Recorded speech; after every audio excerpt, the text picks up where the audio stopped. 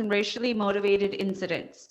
The mayor and the city council enthusiastically affirm that Pomonans believe in creating tolerant and mutually supportive communities, fostering unity and sharing peace with our fellow neighbors, and commits to work with the leaders and members of the community to develop community-based solutions to root out systemic racism and uplift racial solidarity. The city clerk shall now certify to the adoption of this resolution. Thank you, Nora. Passed, approved, and adopted this 29th day, March 2021. Thank you to the City Council, and thank you to our staff. Are there any members of the City Council that would like to say anything at this time? If not, we can go ahead and move on to the next item. I would, Mayor. Yeah, Councilmember Roscoe.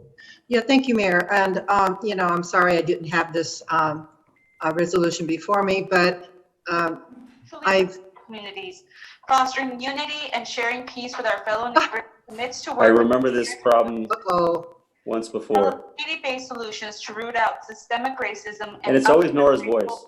Solidarity. I'm here to haunt you, Mayor. I know you are. Well, let's go ahead and try to figure out if we can resolve that. Go ahead and continue, Councilmember Roscoe, and hopefully your voice won't trigger Nora's background voice. But like I was saying, I've been very, it's a shock, it's appalling to see what happened. We have so many people in our community that are Asian and island. Pacific Islander. Yeah, Pacific Islanders. And it's just so sad to see that we're continuing on with such hate and racism. But, Dr. Vo, one of our wonderful community leaders, sent us letters or emails for our support. Of course, they will have our support. I have been with their events before COVID came, and it was a wonderful thing to attend. And, my heart goes out to all of these people. And I pray that this will help our community, the resolution, for people to understand that we cannot be living like this. This has got to stop, and we need to spread the word. We need to spread the feeling of love to all people. Thank you. Thank you. Thank you. And just as I shared at the beginning, there will be a gathering tentatively scheduled for April 16th on a Friday at 4 p.m. I'll have more information to share at the end of this week after our Wednesday COVID-19 Action Committee meeting. So with that, let's go ahead and move on to the next item, Rosalia. Mayor, before we do that, we need to do take a first and also a second. That's right, we do. Forgive me. I'll go ahead and move the item. Can I get a second? Second. Alrighty. Let's do a roll call vote. Nolte? Yes. Preciado? Yes. Garcia? Yes. Ontiveros Cole?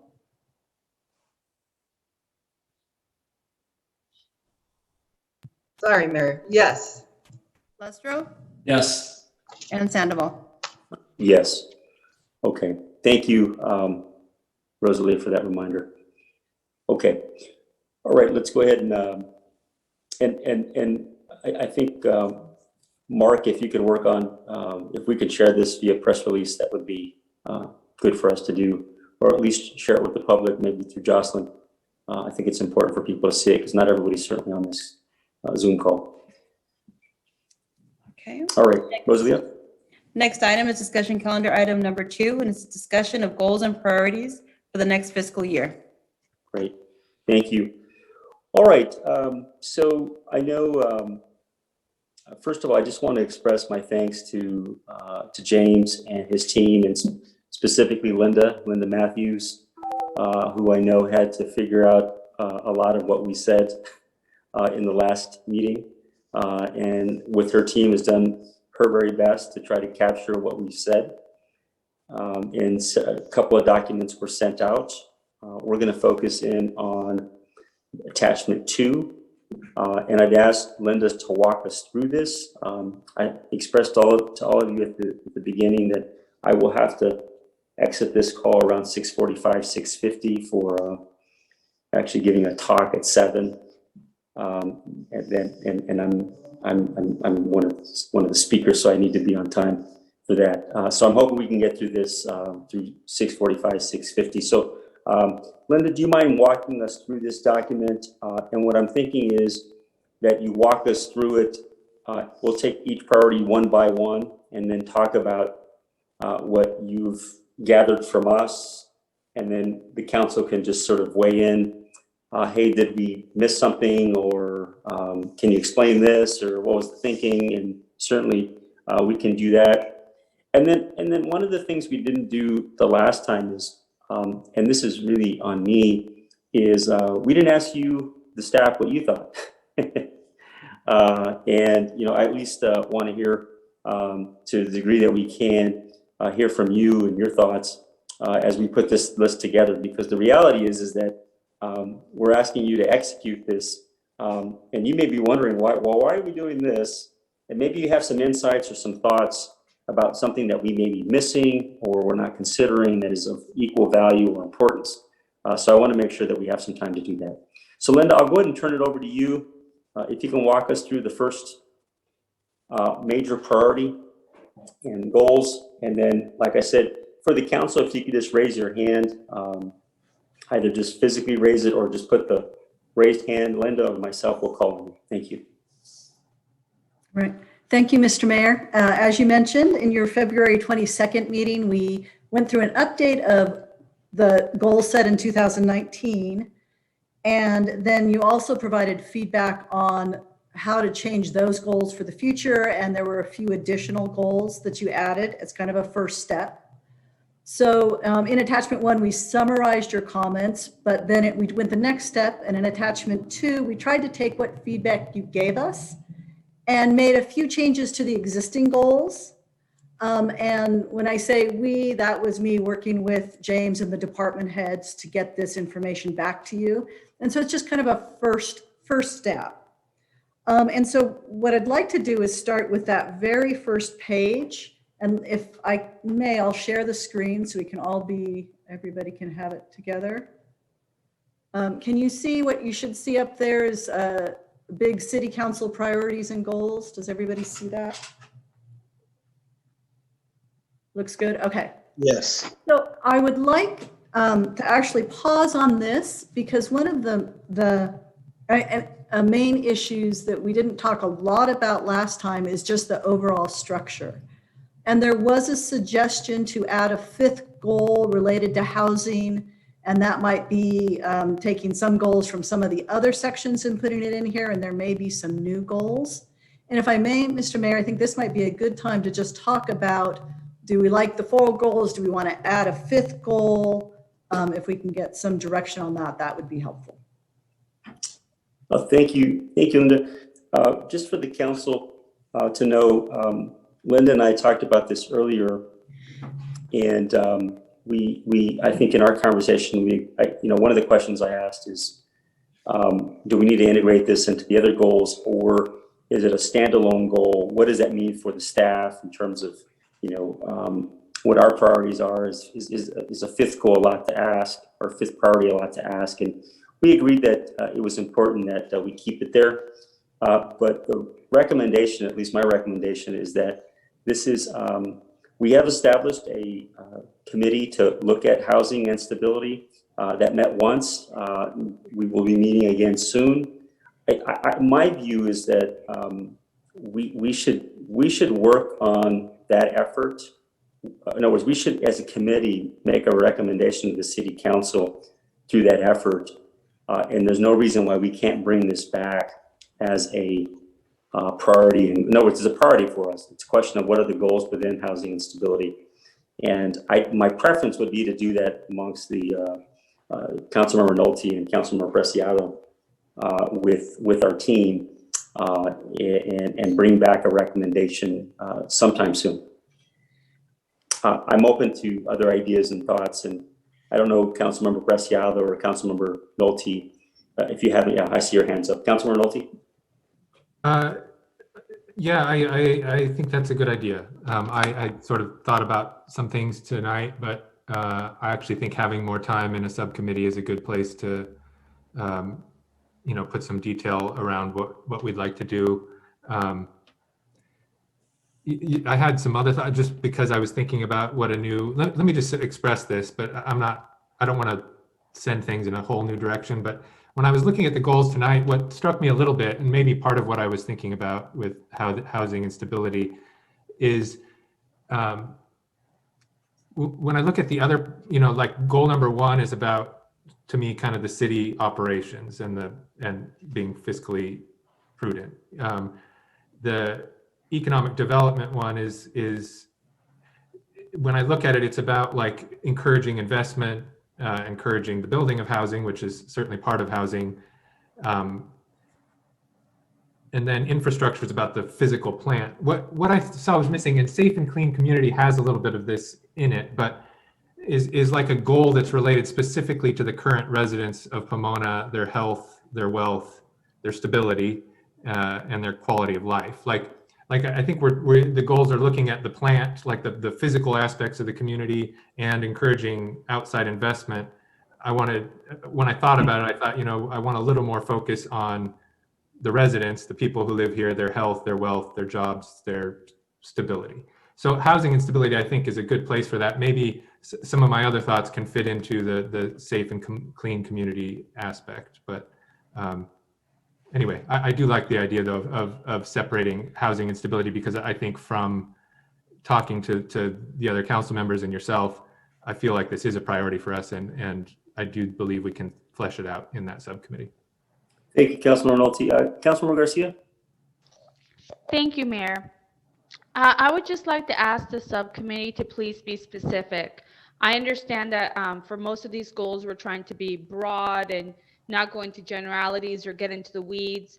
But when it comes to housing, I think that we all, while we see it as a priority, we all have different perspectives about what could be done. And so I would really encourage us to be as specific as possible so that we could definitely have a clear path to what we want to accomplish. As an English major and teacher, I kind of look at our goals and say, wow, we're missing some adjectives here. Are we looking for stabilized housing, equitable housing? Are we looking for financial stability or economic stability or family stability? Like, what are some of the adjectives here, or some of the overall goals that we want to accomplish? So that would be my only comment regarding this, a request that we please be specific and intentional with what is brought back to us to discuss. And thank you for the time. Yeah, absolutely. Councilor Garcia, we will be sure to do that. Okay, let's go ahead and move on to, let's move back. So we won't tackle 5. Let's look at 1 through 4. And let's start with 1. Linda? All right, let me move that up on the screen here.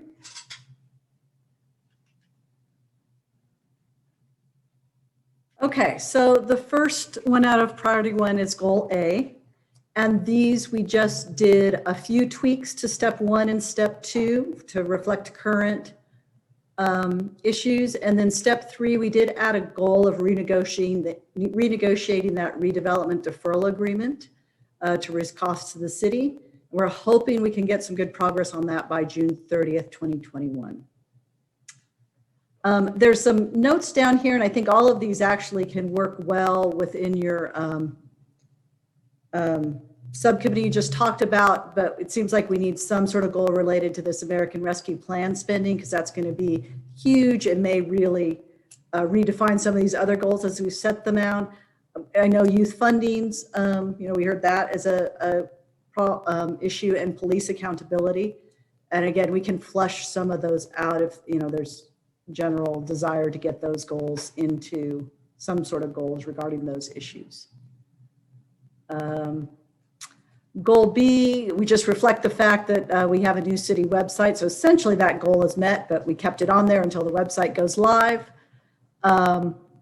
For Public Works, there's a lot of discussion about the Pomona Go app. And I do want to pause. I'll do much of the discussion, but there may be times where one of the department heads or James wants to jump in and redirect, and I certainly welcome that as they need to. Public Works, we created 2 goals out of that discussion around Pomona Go. One was they believe they can do some things operationally to improve that response immediately, taking better advantage of the technology. And then they also are recommending step 3 that maybe they need implement a computerized maintenance management system, and they'd like to evaluate purchasing a whole new system that might even be able to perform that better, but that'll be a longer term goal. And so this goal is really to evaluate that and bring back an initial assessment of whether or not to pursue that by June of 2021.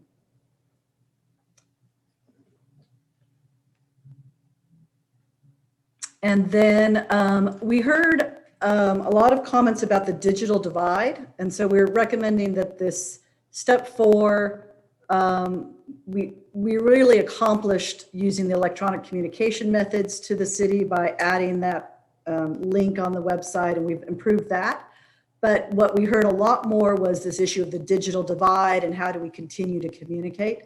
So we switched this goal to try to use that American Rescue Plan funding, which may have some money in there for infrastructure and improving the digital access, or other funding sources, and report back to you in November 2021. So we don't have a lot of specifics about this, but it coming back and some sort of report to council by November 2021 on ways we could proceed with that. And step 5 is just continuing to recognize that the social media platforms are important to continue to tell the Pomona story. Goal C is really about grant funding. And as I mentioned before, finalized contract for grant writing services by May 2021. Present a plan for the use of those services by September 2021. We're going to adopt a master fee schedule by June 2021. I do want to clarify, this is scheduled to come back to council still in April, but there's steps, the ordinance has to take effect, et cetera. So this put the final implementation out by June 2021. And update development impact fees by July 2021. That's also scheduled to come back before council in April. So those initial timelines are still there, even though you see slightly later effective dates here. Goal D is about the commissions. And the city attorney's in the process of rolling out more training to the commissions. In addition, there's staff is looking at all the commission bylaws and procedures with the help of the city attorney's office. And so they're hoping to have something by June 2021, some sort of a report there. And then we added the realignment of district maps and the Independent Redistricting Commission to this, which the council adopted a month ago. That'll be a huge project, so we thought it was worthy of this goals list, as well as the Charter Review Commission work. And I think that covers what we did for the first goal. And so this would be a good time, Mr. Mayor, if you wanted to ask for any comments or feedback or enhancements on these goals. Absolutely. So Linda, if I could just go ahead and ask you to take it to goal A, do you mind pulling that up? And then if council has any agreements or disagreements with any of what you've put up, some of this may be really easy to go through. Some may have questions, and some may have some things that they'd like to add, or delete. So looking at goal 1, this has to do with our reserves. And should we try to increase the reserves where possible? And my view is that we should, if we can, and particularly in looking at, and we don't know what the parameters yet are for the federal dollars that are coming our way, 52 million. And maybe Andrew, you can answer this, but is there anything there that indicates that we may be able to save some of the money that we're receiving of the 52 million, or is that completely off the table? Again, Honorable Mayor and Council, the Treasury guidelines is kind of the go-to that everyone's awaiting. I'm up to date on it, checking it daily, and those specifics are not out yet. So using those funds to set aside per se have not been clearly indicated this time. Yeah. So okay. I hate to keep using that as excuse, but it's really, we just don't have clear direction on that at this time. Thank you, Andrew. And then as it relates to this goal, James, I'd like to get your thoughts and staff's thoughts, particularly maybe you, Andrew, on this question of the 17%, right? I know this was established by the council some time ago about keeping reserves. Do you have any recommendations or thoughts as it relates to what the council is trying to achieve here? I think the 17% is a good place to start. We've achieved that over the past couple of years, and I think it's important to start looking at some of our other reserve funds, whether it's equipment reserves or so forth, CIP reserve funds, that sort of thing, so that we have money to take care of those sorts of spending in the future. So I think a balanced reserve program through different funds would be appropriate. Okay. All right. Thank you for that input. I'm going to go Councilmember Garcia, Councilmember Ana Rose-Cole, and then Councilmember or Vice Mayor Lestro. Thank you, Mayor. I just wanted to take a moment to thank Ms. Director Matthews for answering my questions earlier today via email. I'm sure my fellow council members have other questions or comments, but really I want us to make sure that when addressing the digital divide, we don't also remember that we want to make sure that people have access to our digital platforms and all of that. So I know that in the Prop 68 conversations, Wi-Fi at parks was mentioned. Maybe we consider city-sponsored Wi-Fi hotspots like the library parking lot or something of that nature. But I want to thank Director Matthews for answering my questions earlier, and I want to make sure that for the American Rescue Plan, we do as much as we can to solve some of the issues that have come up during this past year. Thank you. Thank you, Councilmember. Councilmember Ana Rose-Cole, and then just kind of zeroing in on the reserves. Yeah, well, that's basically what I'm going to say. It's a good idea what James mentioned to increase other revenues, but I also initially would like to see an increase on the general fund to have a little pocket of extra money in case something does go wrong, because something always does go wrong. So not trying to be a pessimistic, but we got to think quite logically and just kind of raise it up a little bit. I'd like to see 20 million in there. I like to see something that has some substance, has a good cushion. So that's all I have to say. But yeah, the additional increasing of revenues would be very good. Yeah, thank you. I believe it is correct me if I'm wrong, Andrew, it is over 20 million, like maybe 21 million, but it's 17%. Yeah, 17%. Yeah, yes, Mayor. It's about 22 million at this time. Yeah, so millions wise we're good, but percentage wise we want to perhaps maybe it's 18% or 19%. But I think we're all in agreement on this particular goal. Vice Mayor Lestro. Thank you, Mr. Mayor. Yes, and I'm certainly in line with the desire to maybe look at the possibility of increasing that 17%, particularly with the preview the Labor Subcommittee got with respect to some of the numbers that we're looking at over the next 10 years that the council will see soon as well. So I think all three of these steps are critical to keeping the city on solid economic ground. So I think these are all certainly in play and real important. Thank you. Thank you, Vice Mayor Lestro. And just as it relates to the point, Linda, about the American Rescue Plan spending, that's going to be a larger conversation, I think, once we have what the parameters are. So certainly we'll have that discussion as it relates to youth funding and police accountability. I had raised those two issues, and I'm thinking that could come from the rescue plan. But I know youth funding and police accountability could be added to safety and clean community, safe and clean community. So in terms of where to place those, I think that's probably where they make the most sense. But I think that our larger conversation around the American Rescue Plan will be something that we need to look at as it relates to these 2 points. Okay, I think we're good on goal A. Linda, do you need any additional information there? No, that makes sense to me. Okay, let's go ahead and move on to goal B. Thank you. Could you hear me, sir? Oh, yes, Councilmember Torres, I didn't see your hand, but please go ahead. Yeah, thank you. Appreciate it. Hey, I had a question for staff. Just want to know if the city of Pomona received the federal dollars from the American Recovery Act yet.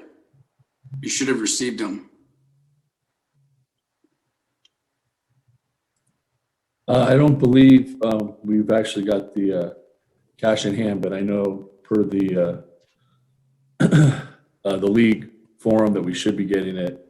I believe it was 4 weeks after the approval of the stimulus plan. So I will definitely double check. Yeah, I need to double check that actually. Okay.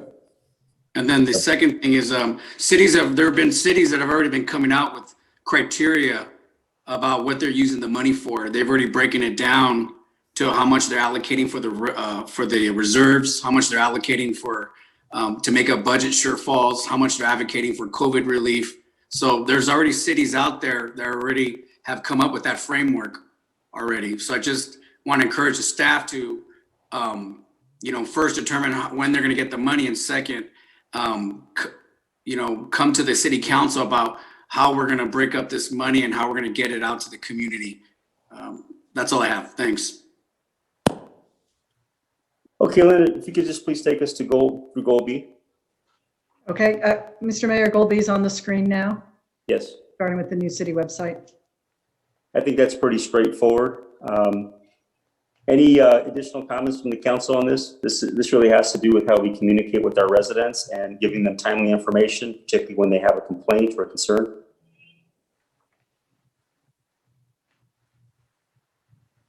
Councilor Nolte? Yeah, could you just in 30 seconds, for my benefit, but also for people listening, explain what the computerized maintenance management system would do and look like?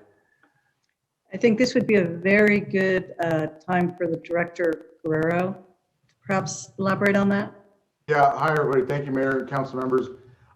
Really, it would be a very much more modern system whereby work orders can actually be created. Let's say someone submits a request to repair a raised sidewalk panel.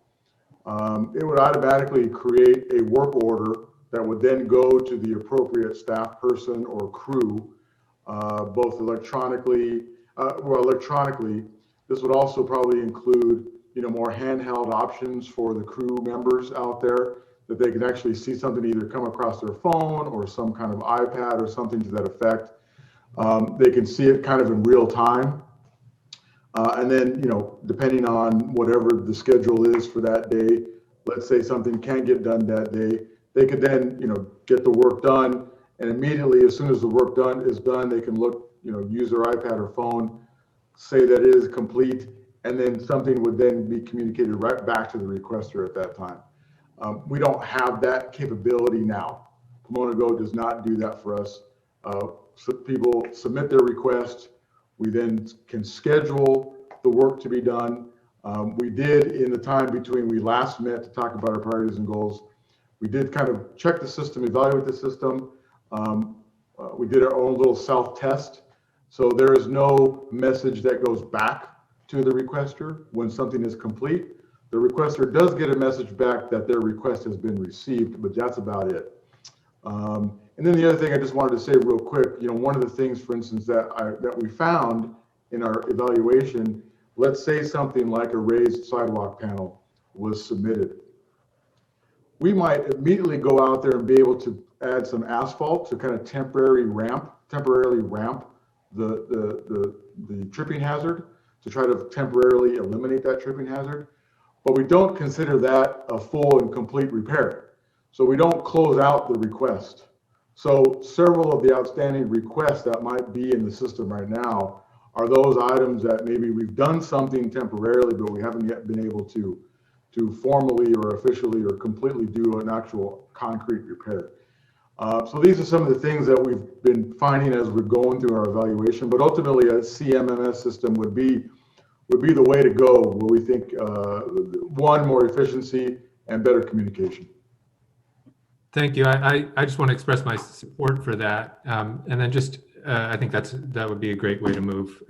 Another suggestion I had here, because in this, the staff had put the police accountability as a question mark. I thought that might, so when I look at this, the police are kind of not in this goal section for fiscal and operational responsibility anywhere. And I think given that we spend 50% of our funds on the police, that they ought to be included in thinking about fiscal and operational responsibility.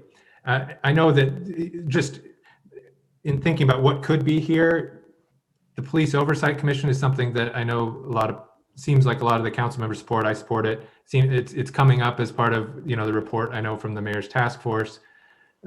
Maybe we could have a goal here, maybe at the end of goal B, about, establishing a police oversight commission by X date, and if we wanted to include what that would include, X, Y, and Z based on the report, something like that, that might be a good place to put this. I mean, that is a commission that would, in my understanding, oversee and somewhat, look at the responsibility of the police department. That might be a good place to put that. I was thinking maybe that goes in safety, but it also relates to accountability and responsibility and the use of their funding. So that's just a suggestion. That's all I have for now. Thanks. Thank you, Councilor Nolte. Okay. Any other comments on goal B? Mayor, could I just Councilmember ask Garcia? Councilmember Nolte a question?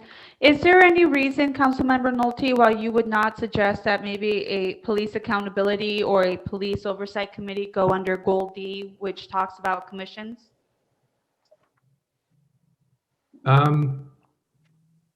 Yeah, I guess that's true too.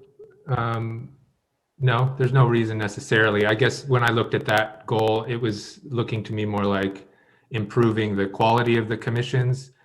It could go there. I was thinking about police accountability, responsibility in terms of, an oversight commission being able to look at, particularly when there's a problem, look at procedures, policies, and the way that money is spent. Also, it relates to the amount of money we spent sometimes on lawsuits related to the police.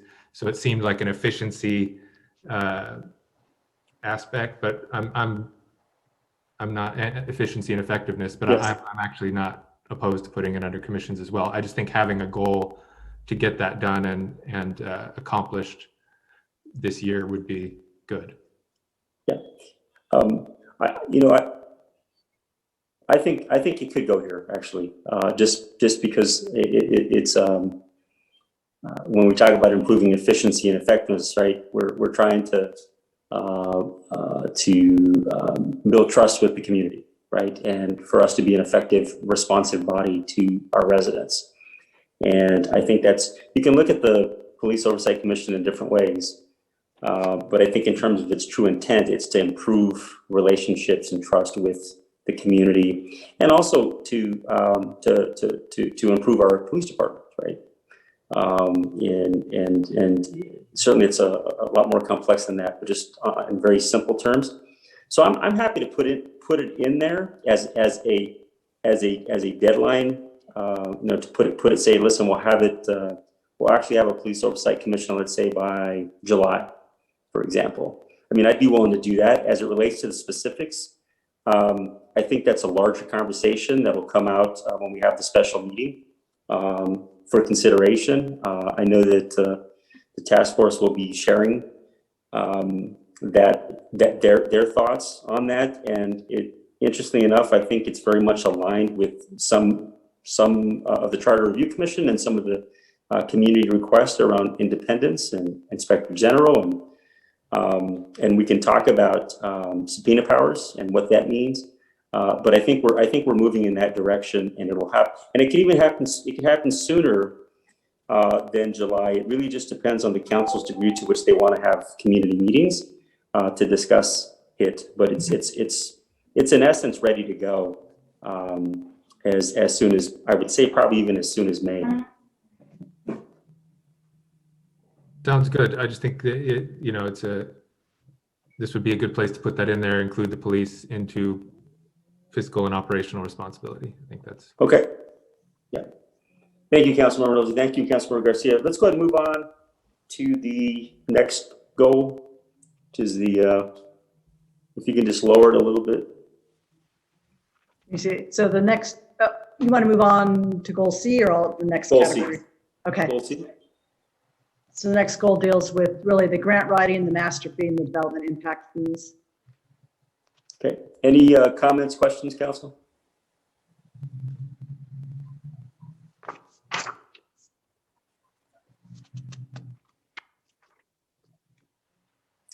Okay. All right. That was good. That's easy. Thank you. Thank you, Council. All right. You will get high praise from me if you don't say anything. I'm kidding. I'm kidding. All right. Let's go to goal D on the supports city commissions. Any comments or questions there? And just so you know, I'm not going to see everyone's hands, so feel free to chime in. Councilmember Preciado? I know that the city manager is working on this, but I just wanted to throw out some brainstorming on the commissioners' trainings. I know that we currently do ethics and Brown Act trainings, but I really want to see if they can have more trainings, just like other workplaces, like harassment, workplace issues, or even learning how the city budget works, maybe some implicit bias. Just throwing those out. Thanks. I would also suggest Robert's Rules of Order training, how to run a meeting, how to handle certain situations, like probably a best worst of kind of scenario, so that our chairs and vice chairs are ready for any circumstance that might pop up. I think that's all going to be part of the training with the city attorney and the city clerk's office later this spring, early summer, when we get to that point and changing some of the other issues we have. But that's our goal with the city attorney's office and the city clerk, is to get some of that operational committee ideas out there to them. Thank you, James. Thank you. Okay. All right. Let's go and move on to the next goal. Okay. Priority number 2, economic development. Mayor, okay, I'm sorry. Councilmember Torres, do you want to say something? Yes. Yeah, go Thank ahead. you. When we're talking about the commissions, I think it's important that we install, or how should I say this, establish some type of training for the bullying that's been taking place, throughout what we've seen on the social media. And I think it's important that our commissioners sign a waiver that if they go out and make any statements, or they go out and say certain things, that the city of Pomona is not liable for their defaming remarks, and that they will be held accountable through their own pocket in some cases. I think it's very important because there's a certain culture that has, I hate to say it, but seems to be taking over social media, not just with Pomona, but with other cities. And I think it's something that the city council should look at, because there are commissioners out there that do say lies, and particularly about people's occupation, that they're not who they say they are, when the reality is a lot of these things are just flat out wrong. And I don't want to get into specifics. Obviously, we all know what's happening, but nevertheless, I think it's important that we go out and talk about it, because we don't want a culture of bullying mentality, defamation of character to take place at City Hall. And I do my best to talk to all my commissioners, and very few, like I said, in very, very rare cases will some go out and talk via social media or in public. And because I have really great conversations with them on the side about how to conduct yourselves professionally. When you talk, you represent me as a council member. And although I can't control everybody, or, you know, and people have freedom of speech, nevertheless, I think it's important, especially with some of the cases that we've seen in the last month or so, that, you know, commissioners really be aware of what are the ramifications for, you know, when they make certain comments, like I said. Thank you. Thank you, Councilmember Torres. All right.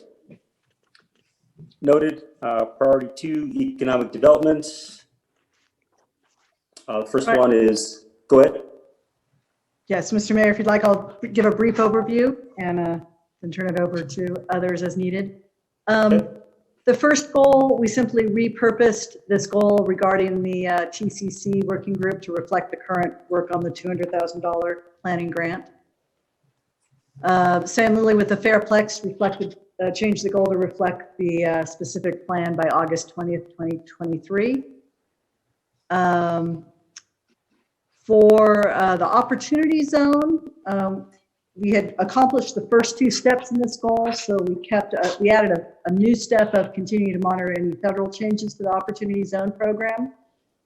And then step 2, we also think is good for a conversation. We heard a lot of general conversation last time, but didn't walk away with a clear direction. So I think Director Pelzer might want to have a little bit more conversation with you tonight about that, get a little bit more feedback on the economic development strategy.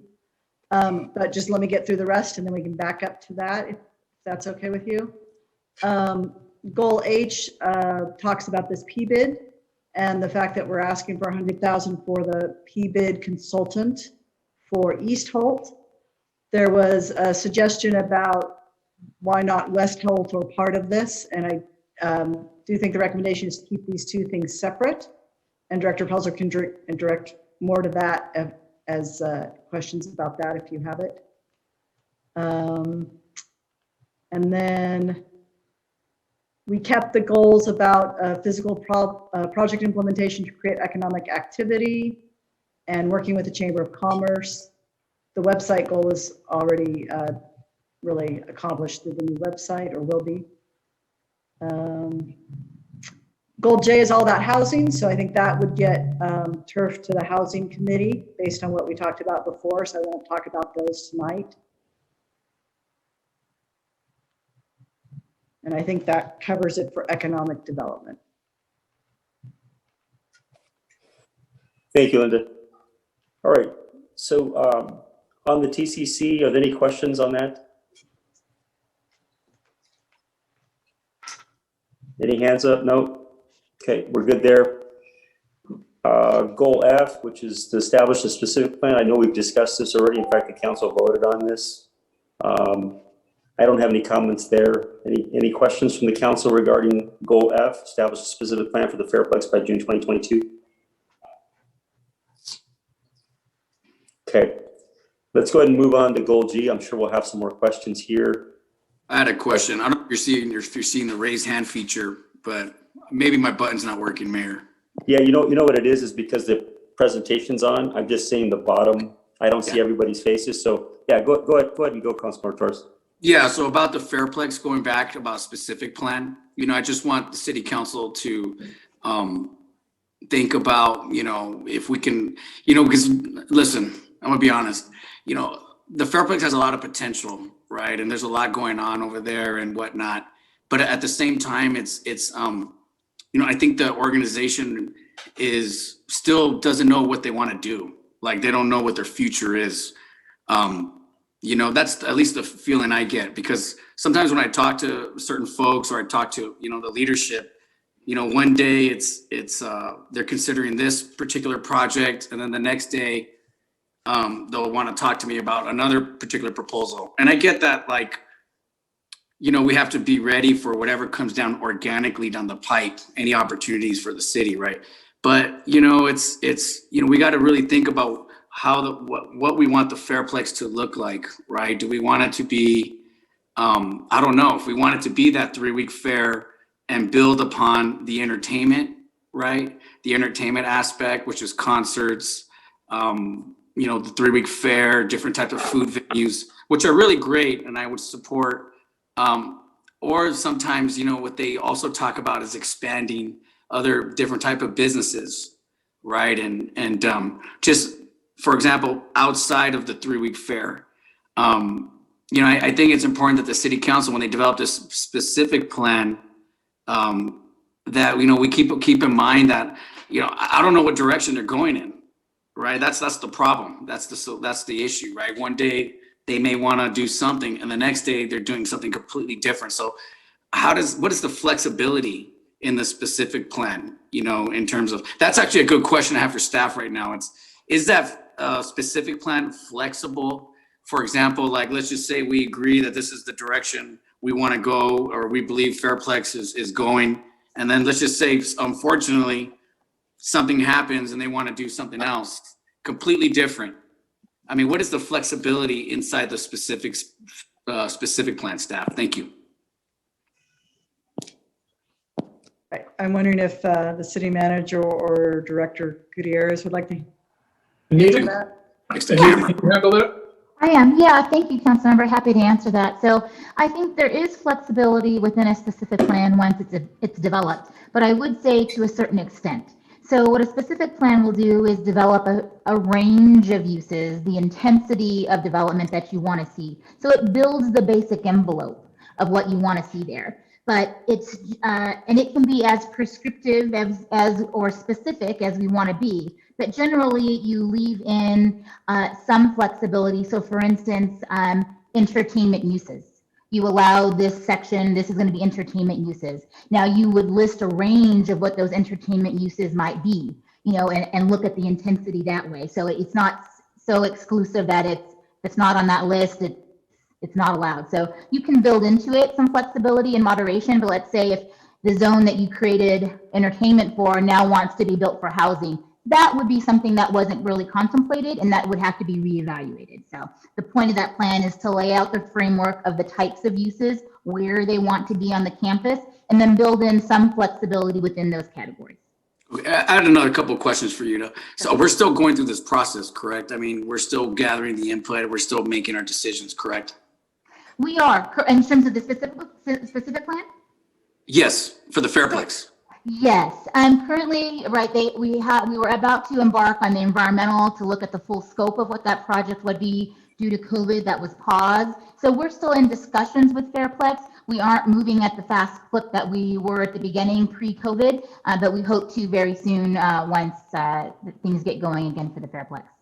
Okay, yeah, and then one other thing I wanted to mention is, like, one thing I've been talking to the community, can we talk about environmental standards being placed into that specific plan, meaning that, considering the adjacent neighborhoods, some of them are historic, there's, and there are X amount of homes, high density housing nearby. Could the city council put, let's say, environmental standards in place, meaning that whatever development that that the Fairplex or the city decides to engage in has to meet this environmental threshold? Yes, absolutely, Councilmember.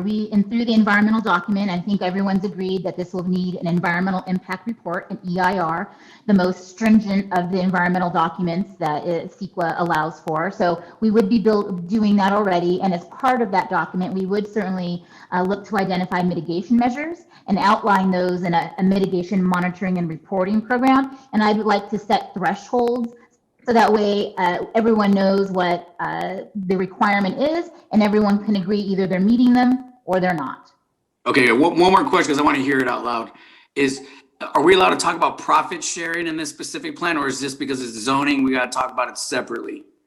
Or is this something that could be considered when making this specific plan, meaning that we support a plan that Fairplex could grow and do X amount of things and talk about profit sharing within that document? Is that possible too, or no? Typically within the document, since it's a land use document, that might not be the best and appropriate place for that. But certainly those discussions could, I think, be had simultaneously while the specific plan is being adopted or being processed, but not generally within the specific plan. That might be a separate agreement. Okay, great. Thank you.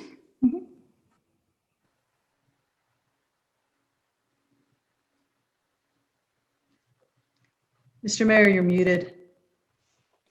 Just if I can add, Anita, and if you can clarify, if an entity or a company decides they want to do something at the Fairplex, they're still bound by the F zone. So in other words, any changes that they want to make that go outside the bounds of the F zone they would be required to come before the city council to get any entitlements to do anything. So even though we're in the process of working on a specific plan, which is not developed yet, there has not been community input. In fact, it's just at the level of staff. Clearly we haven't undertaken the larger effort to really get input from a broad range of stakeholders. The F zone's still in place, and it isn't the purview of the Fairplex to do anything should any entity or company come in that wants to expand or grow or to do certain types of buildings or do certain types of activity. They still have to go through an entitlement process, correct? Thank you, Mr. Mayor. Yes, that is absolutely correct. And any additional development that comes in or business would need to go through a discretionary permit as required by the existing F zone. Great, thank you. All right, let's go and move on to the next, the opportunity zone benefits. I think, Linda, you said in your process, you guys had some questions regarding this matter. Maybe it's Kirk Belzer. Thank you, Mayor. This is Kirk. We don't really have questions on this one. This is more just a ongoing monitoring of any, well, let me back up. Yes, we do have some questions. In terms of the actual opportunity zone benefits, we will be monitoring on an ongoing basis any changes that might come from the federal government. And there has been some discussions about changing the program, perhaps making it more robust. But the input we need, I think, really relates to step 2, where previously we talked about maximizing the benefits, particularly on East Holt. And then concurrently, we've got a process going forward to begin the process of trying to explore a PBID implementation on the segment of East Holt. My suggestion is that rather than just look at East Holt from an opportunity zone perspective, that we maybe look at citywide economic development strategies. And of course, Holt would be a significant component of that. But I think it might be a little limiting to just engage somebody to look in super detail on East Holt when we could do the same thing at West Holt and Foothill and segments of Gary. Because really, I think what will likely happen if we look at it, maybe a citywide economic development assessment or strategy, there'll be very specific suggestions that might get generated for different segments. And East Holt would be a portion of that. But I think it would behoove us to look at things a little more comprehensively. Now, that's a bigger process, would take more time, more consulting fees. But I think, we're 7 years into the corridor specific plan, and it's still a very good document that's yielded a lot of good projects. But I think it warrants a revisit. And I think we can do that in sort of the context of a larger citywide review, and then maybe drill down into specific recommendations for specific areas, if that makes sense.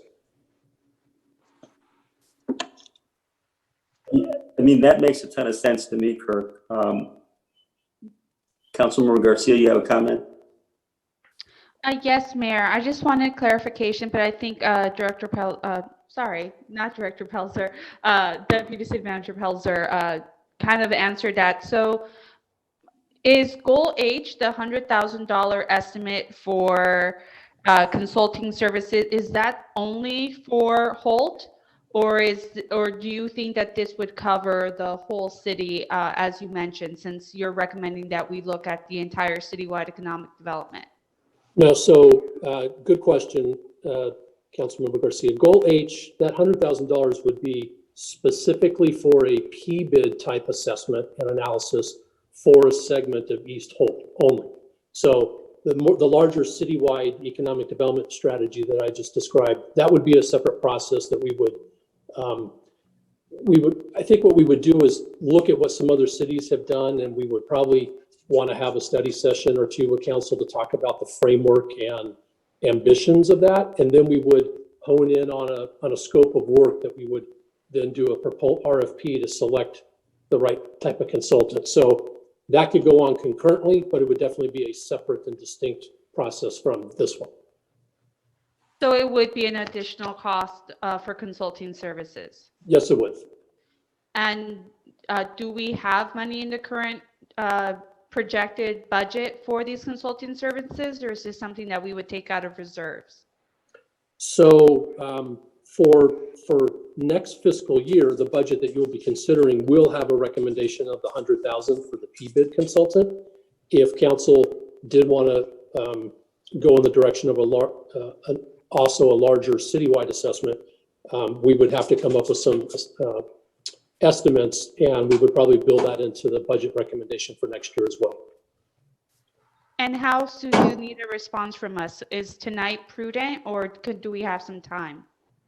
No, I think if the general sentiment of council was, yes, that's a good idea to look at a larger citywide economic development strategy, then that's enough information for staff now, and we can go about at least putting in the budget some amount of money that would probably cover that effort.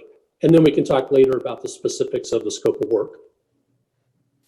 As you know, Mr. Pelzer, I'm very interested in the economic development of District 3, specifically when it comes to non-industrial businesses. So I would support a citywide economic development plan if I have consensus from my fellow council members. Thank you for answering my questions tonight, sir. Okay. Thank you. Thank you. Councilor Nolte? Thanks. I just want to, I'm also in favor of looking at economic development on the citywide level. I want to suggest maybe, and it may be that there's a difference between an economic development plan and a general / corridor specific plan, but I was on the council when we did the general and corridor specific plans. I thought the consultants that worked on those plans were actually really good, and I would be interested in looking at what their take would be on, our implementation of the plans they helped us develop 7 years on. So I just want to suggest that as we look at consultants, it might be a good idea to think about the possibility of letting those same consultants take another look at the plan and how it's been. For example, I know that zoning, we still haven't really actually matched our zoning to the general plan, right? And I think that alone is, I don't know what that does to projects and economic development and the full implementation of it, but I would imagine it has something to do with that. So I know, and I know that that's a plan that's going to come up, but I guess what I'm really saying is that I really like the general plan, and I'm open to looking at changes to it, but I also think that we need to hold fast to the long-term view of that general plan and the corridor specific plan, and not sort of give up or backtrack on some of its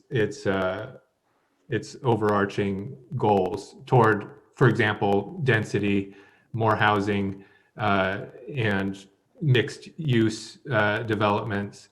I know there's some question now about the viability of retail on the bottom and housing on the top, but so some changes that might allow some alternative business uses on the bottom or something like that. I'm open to that, but in general, I think I'm in favor of that plan. I don't want to look at redoing it, I guess is what I'm saying. If we can look at ways to tweak it that improve our ability to, increase economic development, I would be in favor of that. That's my comment. Thanks. Anita, do you want to weigh in? Yes, thank you, Mayor. I'd love to say just a few comments. So that Councilman Nolte is exactly what we're doing in the next, actually this month, next week, we're kicking off an 18-month project to update our zoning code to match it to our existing general plan. You're absolutely right. The general plan was adopted in 2014. There was an effort to update the zoning code shortly thereafter, which never really quite came to fruition. And so now here we are, 6-7 years later, and there's a mismatch, and we're seeing a lot of that incongruence now with our existing zoning code. A lot of what it does is it just complicates development a little bit. Typically before SB 330, it would require zone changes to match the general plan designation or vice versa. Now under SB 330, we're seeing a lot of the impacts in terms of you're still allowed to do the density in the general plan, but we lose all discretionary power to require design review. And so in lack of having a stringent or strong design review program, we're kind of just subject to what developers give us, which obviously can have its own other impacts. So we are, as part of this 18-month effort, looking comprehensively to update our entire zoning code to match our general plan, but also we will be looking at some of our specific plans to, exactly as you mentioned, kind of spot treat, so to speak. I too don't think the entire corridor plan, should be thrown out. I think there's a lot of good value in it. And I think, as Kirk mentioned, and I don't think Kirk thinks that either, I think, there's a lot of good implementation of it. I think it can go further, but I think there's definitely some tweaks that need to be made. And I think that we can identify those in the effort that we're going to be undertaking. And I think that works out perfectly in timing in terms of looking at a larger economic development strategy for the city simultaneously with that. I think works out great. Thank you. Thank you. Thank you for that, Anita. Appreciate it. Okay. All right. So we can go and move on.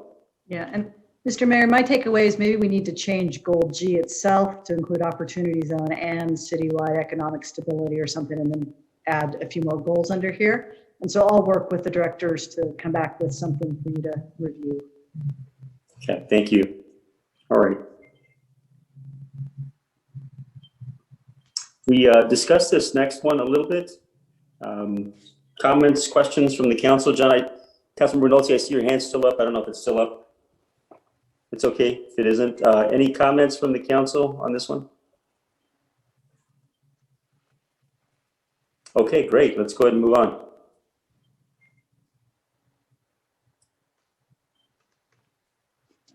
Okay, the next goal is to market the city to attract and retain business and investment.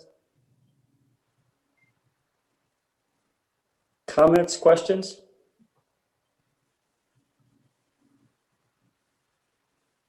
No? Okay. All right, we can move on to the next one. Okay.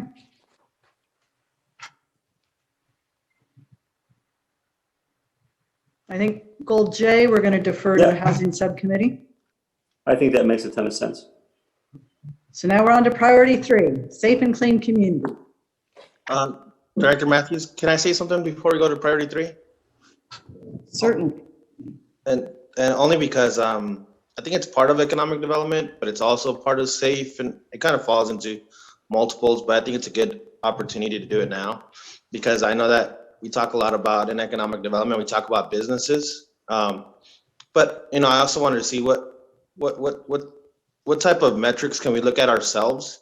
The newest one that I can think of is how we asked the cannabis business about a local hire incentive, and see if they were able to do a 30% minimum of local hires. Like, can we do that citywide for new businesses? I don't know if it makes sense. Maybe we just keep it as a priority and not as a mandate. But even just within ourselves, I know that I've asked for some statistics for within our own hiring process within the city, and I haven't had an opportunity to receive those. But I know that I want to look at our metrics and, well, what are we doing? What does it look like when we're hiring individuals within the city? Is there an opportunity for those who, when we're talking about safety, I know one of the goals is housing opportunities for all. So is there an opportunity for job opportunities for all? Maybe through a homeless job intervention, maybe through a trial through like a Pomona Beautiful. I know on Pomona Beautiful, Mayor Sandoval, we've had people who have what used to be called lifers that come out and are seeking job opportunities. So, it might also go into our anti-recidivism process. Can we become leaders within our own city, as a city, to maybe help in these areas? But I think I know most importantly is, are we hiring within? Which I believe we are, but I haven't seen the data so I can confirm it. But I thought it was a good opportunity to throw that out now. Thank you. Thank you, Councilmember Preciado. And whoever can answer this, because I think Councilmember Preciado is making a good point. If we have an opportunity to do that, let's do it. I don't know to what degree how that differs from a project labor agreement that we'll be bringing forward to the City Council. and there's a local hire component to that. But I think you're talking about even beyond that. Am I correct in saying that? Yeah, absolutely. Just, what are other things that we can step into? I don't want to create it so stringent where then like nobody qualifies. But that's why I was saying maybe it becomes as goals while in opportunities for certain RFPs or procurement processes. Just because, we have been affected in many different ways, and many in our blue collar community. And I believe many of these people they just need an opportunity, and are looking for opportunities with our city. Thank you, Councilmember Priscilla. I'm going to turn it over to Councilmember Torres and then Councilmember Nolte. But Councilmember Nolte and I talked about a co-op kind of work. So we think about what city services we offer, when we talked about park maintenance, landscape services. Could we potentially create a co-op type of system that would benefit Pomona residents, particularly, our most vulnerable community members, to give them a job, to be able to do that kind of work. And so I know that it's just an initial conversation, but I think it kind of connects to what you're saying. I think we need to just develop it a little bit more in terms of how we articulate it. But I think the intent is maybe we put it up there, but we still need to sort of develop it a little bit more, and then go from there. It absolutely needs development, but I think step one would be making it a priority, so that we can start having conversations on it. Sure. And one of the things I think when we talk about housing and stability, I mean, part of the broader conversation is connected to, employment and jobs and being able to take care of and reproduce your family. So, Councilmember Torres and then Councilmember Nolte. Yes, thank you. My comment that I'd like to make is regarding the housing section. Can I make that comment, staff? Yeah, and it goes in Councilmember Torres, we have a committee that's working specifically on housing. Okay. That is going to be making some recommendations. Now, when I say we make recommendations, it's going to involve more input from the city council. So I think that's probably most appropriate to share it then. Okay. Because we've kind of just punted this part to a future. It could be a special meeting around housing and housing stability. Okay, so you're saying is that you're going to bring this back to the council, you're going to work on it and come back to the council for more input, right? Before you make it. Yeah, well, and what it is that it happens that Goal J is under, is it economic development? I think it is. And we want to create a whole fifth priority on housing and housing stability. Okay. That'll even go a little deeper than just what you see there. Yeah. Okay. So I think you'll be given an opportunity to share your thoughts. I think today is I want to make sure the city is still communicating with some of the associations and business groups out there, like the realtors and like the apartment groups out there, because as we talk about business friendly Pomona, there's a balance in place. Yes, we like to provide relief for a lot of folks, but at the same time, we need to be able to listen to other groups. Do you know if the city has had the opportunity to hear from some of these other groups, or are they just hearing from some of the activists? No, we're talking to the apartment associations. We're talking to the Building Industry Association, talking to the Chamber, the Downtown Pomona Association. So all the associations that support from the business side, we're in contact with, whether it's Director Gutierrez, Director Pelzer, or Director DeFrank. We're all in communication and having conversations with them about things that the city of Pomona is doing. Okay, great, thank you. Yeah, and just real quick, Councilmember Torres, I know that Benita and her team are leading an academy, a housing academy, and that academy is made up of Pomona residents and businesses that is getting input from a range of different interests. One is there's an educational piece, but then there's also them being able to share and give input to that process. And that's actually being done by Director DeFrank and Director Gutierrez. Could you send me that information of staff about when they meet and when you're taking that feedback? I like to have some folks participate. Thank you so much. Yeah, and just, you know, they've had one meeting, I believe, and they have their next meeting tomorrow, if I'm not mistaken. So it'll be their second meeting. Okay, Councilmember Torres, I'm sorry, Councilmember Nolte had his hand up. And then Councilmember Garcia. Yes, thanks.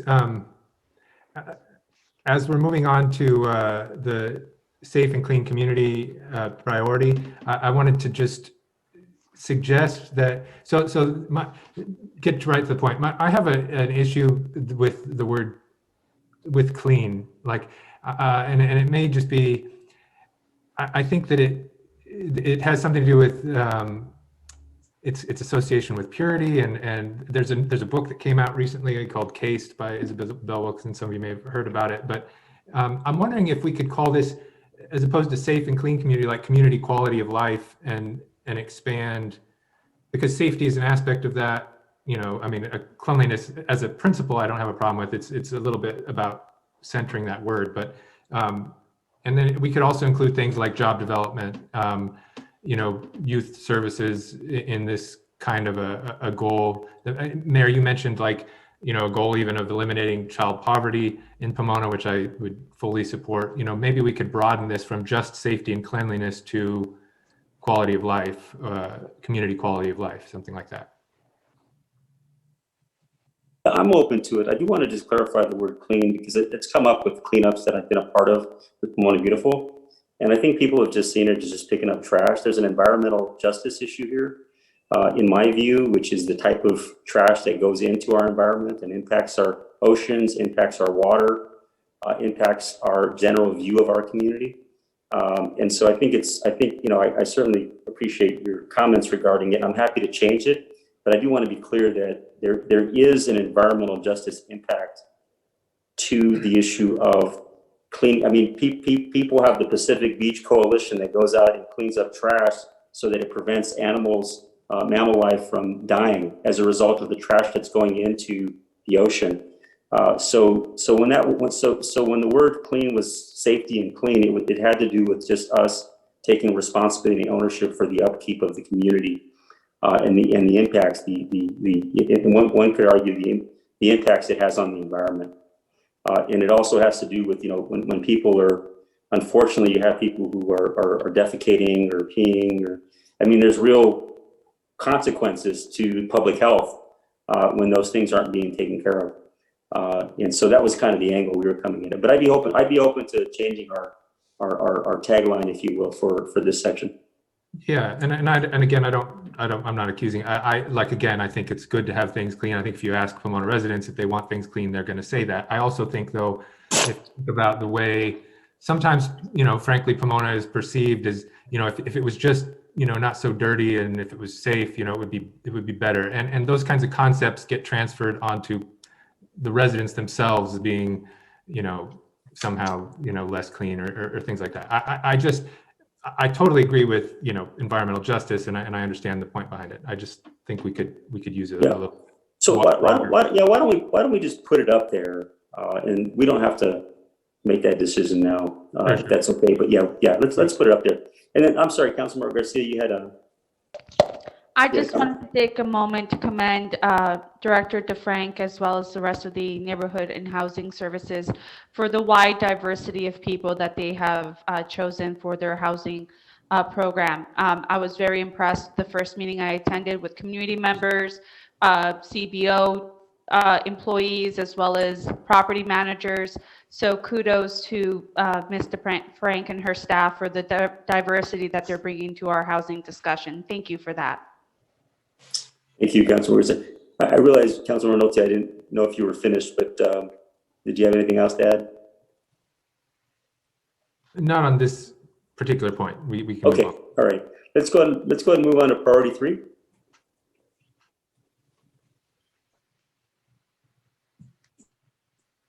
All right, Mr. Mayor, I'll do a brief overview. Goal K is about the homeless population. This one, again, I think would be one of the things we would talk about with the subcommittee. Director DeFrank did a few updates here, but in the issue of time, since it'll be talked about and brought back again, I'll skip over those. Number L is about code compliance. And again, just a few updates here. Keeping the goal of evaluating funding opportunities to increase code compliance inspectors when we can. Don't know when that opportunity will be. Again, exploring the feasibility of using volunteers, and that's really just been put on hold because of the COVID pandemic. So it's just a reminder that that's still a desire when we can do that. And then I think this previous goal, step 3, dealt with implementing a sidewalk vending ordinance, and now it's really just more how do we enhance the sidewalk vending enforcement. And there was a note that some of this is impacted, our ability to do it is really impacted by some of the state laws as well as resources. Those were the goals there that we have so far. The safety and cleanliness of parks and public spaces. The park ranger program, we heard that there's still a lot of interest for that. We don't have a funding source. That's still, we're going to keep looking for a funding source for that program. The landscape service contracts, there's a lot of desire to continue to improve in that area. And so we know that with the recent contracts you just adopted, there was a little bit more funding toward it, as well as some more options for additional services as funding allowed. So that's just keeping that on here. There was also a need identified by the Public Works staff that it could help by adding another staff member to monitor the contract. So that's something that would be brought forward for you in consideration in the budget if funding permitted. And then neighborhood services. This was a lot of talk about reopening community centers, talking about the community input opportunities, and then the grant writing consultant to increase funding levels.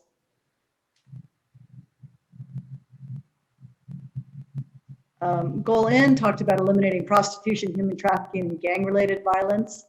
One of the big changes here is our prior step 1 goal was to demolish motels. Staff tried over the last couple of years that did not get a lot of success with that approach. We're recommending changing it to a more general goal of pursuing additional revenue sources to enhance the security and cleanliness of Holt Avenue, such as the PBID that's being pursued, but continuing that goal, but maybe something with a little bit different focus. Updating step 2 with the gang intervention, prevention, and suppression, really a little bit more updated terms. Continuing with the goals of surveillance cameras. And that is as far as we had gotten in this particular goal. Okay, thank you, Linda. Let's go ahead and go back to the top. And we're looking at, take your time. Sorry, the first one was the homeless. It can be a little confusing sometimes. Yeah, it goes up and down. Yeah, the K, which is about part of priority 3. I know that Benita knows, Benita and the team know how we want to put an end to homelessness in the city of Pomona.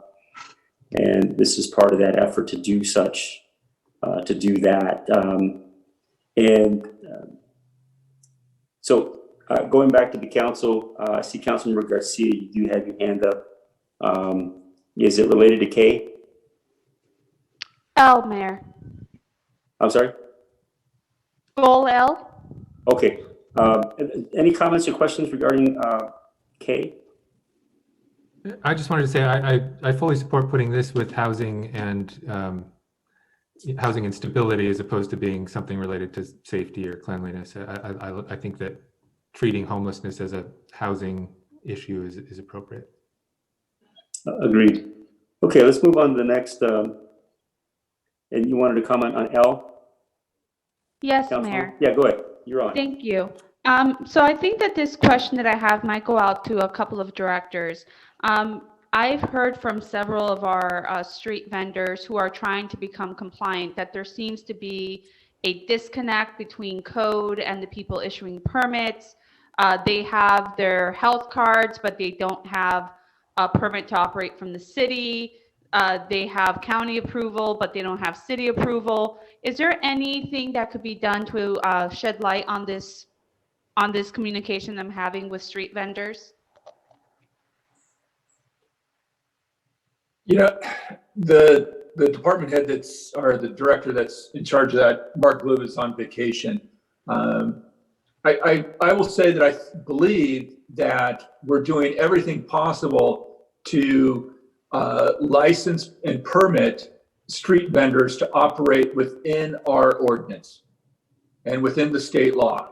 And, you know, where there's confusion, I don't know if it's just on their part, if they don't have a business that is allowed within Pomona or within the street vending process. You know, I think it's a case-by-case thing that we can look into. But I think that code enforcement is operating within the state law and within the city ordinance, along with business licensing and community development. I appreciate that, City Manager, and I will speak with you regarding this and Mr. Gluba when he returns from vacation. But I do want to acknowledge that we have some street vendors out there who are trying to operate in good faith. And not only are they trying to operate in good faith, but they're Pomona residents. And during this difficult time, they're just trying to make a living the best way they can. And I look forward to having that discussion with you at a later time. But thank you so much for that clarification.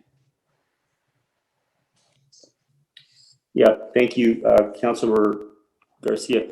To your point, I think that one of the issues, it has to do with the guidelines that we set up, particularly as it relates to, I guess would be called taco stands that are really catering businesses that set up as almost like mini restaurants. And I think that's probably the thing that we're grappling with the most. And I don't know if it's simply some of these businesses actually are taco truck businesses, and because we don't have an ordinance in place for those types of operations. I think that that's one way to address this, because I've heard complaints that they just don't fit in. There's the way in which their businesses operate, they don't fit into the diameter of what we expect them to do. So they have, in essence, what they're using is their catering business equipment. And I can tell you that certainly caused a lot of frustration. I think we just need to find a path where they can do their business, but to do it in a manner that's consistent with the ordinance that we had passed some time ago. Or we need to just make some adjustments, or we need to pass the food truck ordinance so that folks can actually operate food trucks. So, okay. All right, I don't have anything to add on that. Let's go ahead and move on to the next section. And Mr. Mayor, I did want to bring up that it's 6:36, so if you wanted to spend a few minutes figuring out the next plan before you need to leave, or the next steps. Or we can continue with this. I just want to make sure you saw the time. Yeah, I don't propose that we call another special meeting to discuss this. I think what we should do is to bring it back in some kind of finalized form, with the understanding that priority 5 really is a separate discussion altogether. And we'll determine that very likely will be a special meeting down the road. But as it relates to the rest of these, I think it's something that we can bring back for council, to the city council meeting, to a future city council meeting for ratification. All right, I think it may be helpful if we could, we might be able to work with the subcommittee on housing to get a few goals together, and then you can flush it out perhaps, so it just feels a little bit more complete. Okay, so if that's the direction, I think that could work really well, and perhaps we could use that subcommittee if there's any other final goals. Yep. Okay, so with that, let's just move through this as quickly as we can before you need to go, if we may. Okay, so and I've already let Vice Mayor Lestro know that I'll need to leave at 6:55. And I'll just say this, the other thing that in some ways it's a good problem to have is with the federal dollars coming some of the things that we have on our goal list could be addressed immediately. They may qualify for some of the funds that could be part of that 52 million. But I think that's another conversation that we'll certainly have to have in the future, in the near future, actually. Mayor? Yeah, Councilmember Preciado? If I could just give a quick comment, and it's on the screen right now, on the continue to try to secure funding to establish a park ranger program, that we probably, maybe we should take a look into that. What does that entail? What are we trying to look for there? Do we still want it as a priority? Maybe we move our efforts towards something else. I'm not sure what type of what type of enforcement or what the goal was of that priority. And so maybe it needs an update. Thank you, Councilmember Preciado. Do you want to discuss that now, or do you want to bring that back, or? No, we can absolutely discuss it later, and then of course input with the chief. Okay, thank you. All right, let's go ahead and move on to the next one. Okay.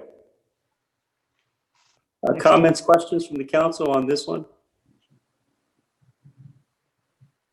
Looks like Councilmember Torres. You're on mute, Councilmember Torres. I had a comment about the previous discussion where you said you'll bring it back for ratification. Just want to make sure that if we don't complete this process today, I could sit down and talk to the staff and provide some more feedback regarding this before we get it onto an agenda. Is that okay? Yeah, you can certainly provide feedback.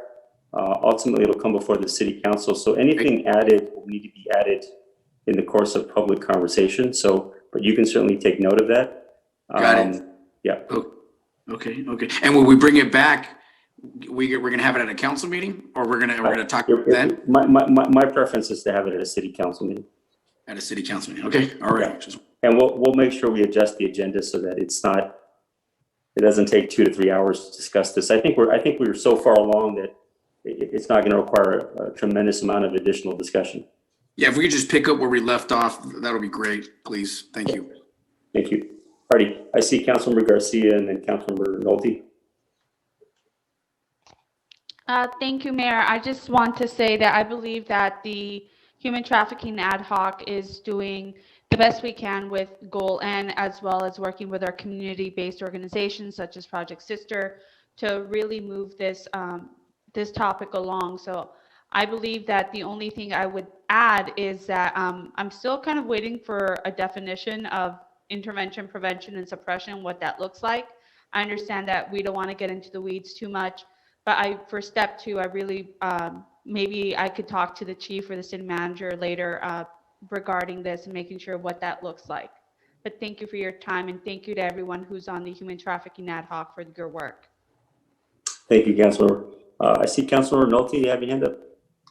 Yes, thanks. Just and I just want to say that I think with regards to prostitution and human trafficking, I'd like to see a goal that's more specific than just like that the P-bid is going to be the way that we're dealing with that. It sounds like there's some discussion going on in the subcommittee. Maybe there could be discussion of what specifically a goal around that could look like. For example, is it the arrest statistics that came out recently in a report that I know had issues, but what it did suggest to me was that we're arresting a lot of Black young women for prostitution. And I'd like to discuss whether that's what we want to be doing about prostitution, or if it's effective, if it's reducing prostitution, if it's inequitable as it appears to me, and what's a better way or a different way that we could approach that. And maybe the goal could relate to that specifically. And then I'd also like to see specific goal with regards to gang-related violence. I think intervention, prevention, and suppression is really broad.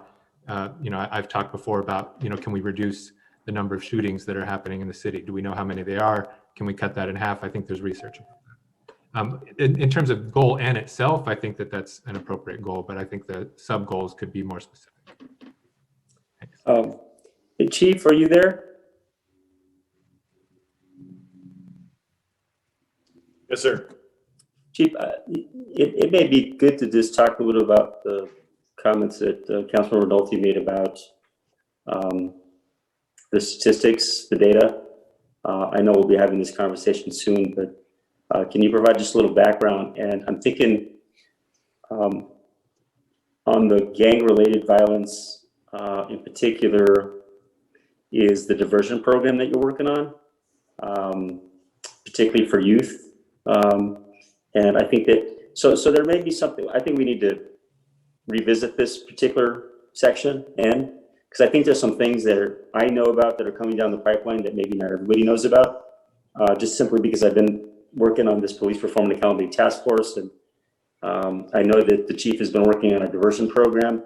I know that we've also undertaken some work in the ad hoc committee or the task force on human trafficking, about what we're trying to do is not criminalize the behavior, but to try to connect these predominantly women to resources. And so there's a process that you have to go through, Chief, to even do that. So can you just briefly talk about what that looks like right now as you're trying to address human trafficking? Yeah, we're working on 2 diversion programs to bring those to the city. One is pre-arrest diversion for juveniles. So what that would look like is that's part of intervention, is what I would classify that as. You come across a juvenile who has committed a crime of some type. We would have community-based organizations to refer that person to before they're arrested. So the goal is not to get them into the system, but to get intervention in place. The other program we're bringing in is an alternatives to incarceration program for adults. The county would actually house a county employee 24/7 in our jail, and depending on the crime classification, that employee would have the ability to remove that arrestee from the jail prior to booking and take them directly to a program, community-based organizations that are in contract with the county following some of these programmings. So that's another intervention technique where we're trying to do that before there's a booking and filing with the DA. So I mean, the discussion on prevention, intervention, and suppression, those are terms that are, best practices when you're talking about reducing gang violence. That's a whole other conversation. And some of these intervention programs will also be applicable to the human trafficking issues we have on our streets. Is there something else you wanted me to speak to, Mayor, or was that enough for now? Yeah, just to the human trafficking part, right? I think there's, and we'll be meeting with Gente Organizada in the next couple of weeks. We'll be meeting with them soon. But Councilmember Nolte referenced that. And I just thought it'd be good for you just to share with the council what's actually happening and just provide shed a little light on those statistics. Yeah, the council member is correct. As far as human trafficking, the visible human trafficking on our streets, the vast majority of the women we contact are Black. It's about 70 to 80%. And the social issues behind that's a whole other conversation. But the best practice we currently have, and that is considered the best practice nationwide, is to treat them with a victim-centered approach. And I know we're calling them victim-centered, but it starts with an arrest. That's considered a best practice. We bring them into the jail and we get them away from their pimp. We have protocols in place with several community-based organizations. Everyone Free, Project Sister, there's churches involved. We actually have DCFS for when we rescue juveniles off of the street. There's a first responder protocol for that. So the goal is to get them into a safe environment, albeit it's a jail, but that's really what we're working with. And we offer those wraparound services in an attempt to get them out of the life or away from their the person that's pimping them, those types of things. So unfortunately, that results in arrests and numbers that appear very large, and they are, but it is in the furtherance of that goal to get them off the street. So I think that's a good overview, Mayor. Mayor, could I just make a comment? Yeah, please. I appreciate that, Chief, and Mayor too. And I think that's good to know. I think it would be nice to have like what I'm thinking about it for a goal for this is, you said that your goal is to get them into wraparound services and get them out of the life and off the street. Like, I'd like to see a specific goal for, I don't know if it's how many women or a percentage of women that we're achieving that goal with. Like, that's what we're trying to do with the wraparound services and the victim-centered approach. How can we measure if that's being successful for getting girls out of the life? Can we have a goal about that?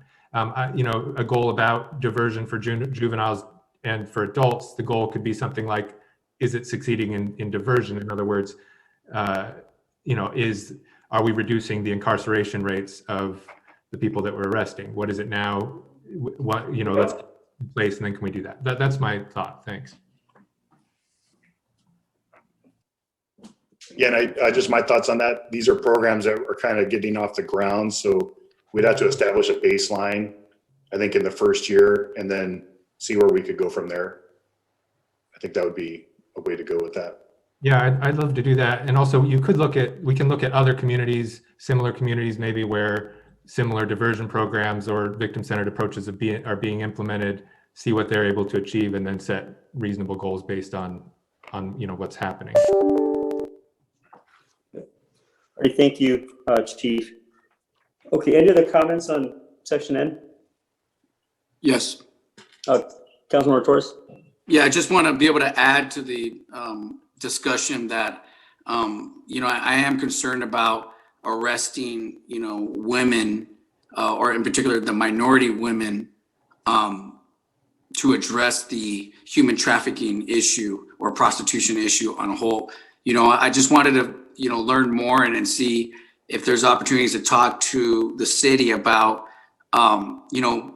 approaching the situation based off of, for example, how active are we in terms of, talking to the women on Holt Boulevard, because it's the men who are exploiting them for, like I said, I don't like to use the other word, but for human trafficking purposes.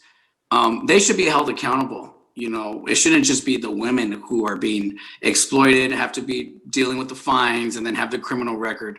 And I think that, I've seen footage and videos of people who post on the internet, YouTube, just randomly driving down Holt Boulevard, and they could film a bunch of, women out there. But, how active is the city in approaching them versus being, reactive and arresting them, right? Do we provide services to them? Are we making them aware of different services from either the county or the city?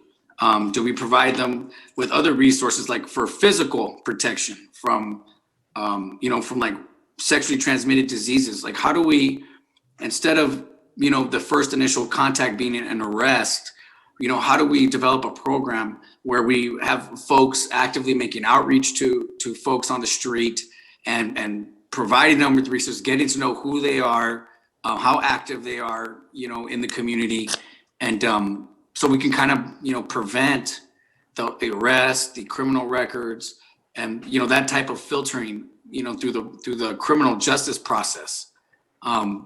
When Chief, you talk about doing an outreach program, is what I'm saying incorporated in anything that you're developing?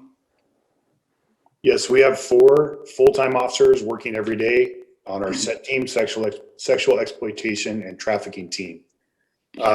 They're amazing. What you're talking about is something they're doing. I could actually get you in touch with the officers if you wanted to ask questions of them, and I'm sure they'd love to hear your recommendations. But they're partnering with some of these community-based organizations doing that work. Yeah. And just so you know, we do proactively work the sex purchasers, is what we term them. The Johns out there trying to pick girls up, we actively arrest them as well. Okay, and I've heard, and I'm just brainstorming with you, Chief, about this. I heard when I was sitting down talking to some folks a while back that cities can, or PDs can, partner with the county sheriff department on vice-related crimes. Do you see any pros and cons to that? Reasons why we are doing that, or reasons why we're not doing that? Can you explain that to me a little bit more? Yes, we actually were a member of the LA Human Trafficking Task Force. So we would send a Pomona officer out to a building out in Monterey Park, and we'd lose that officer from Pomona for weeks at a time. They would come back with a large operation for a day, but we felt, you know, our resources are limited here and they need to be in Pomona. We did find another partnership with the FBI that we are a partner in, and they provide resources directly to the city without drawing us away. So that seems to be a really good fit for us. And that's the one we're currently in. Okay, thank you.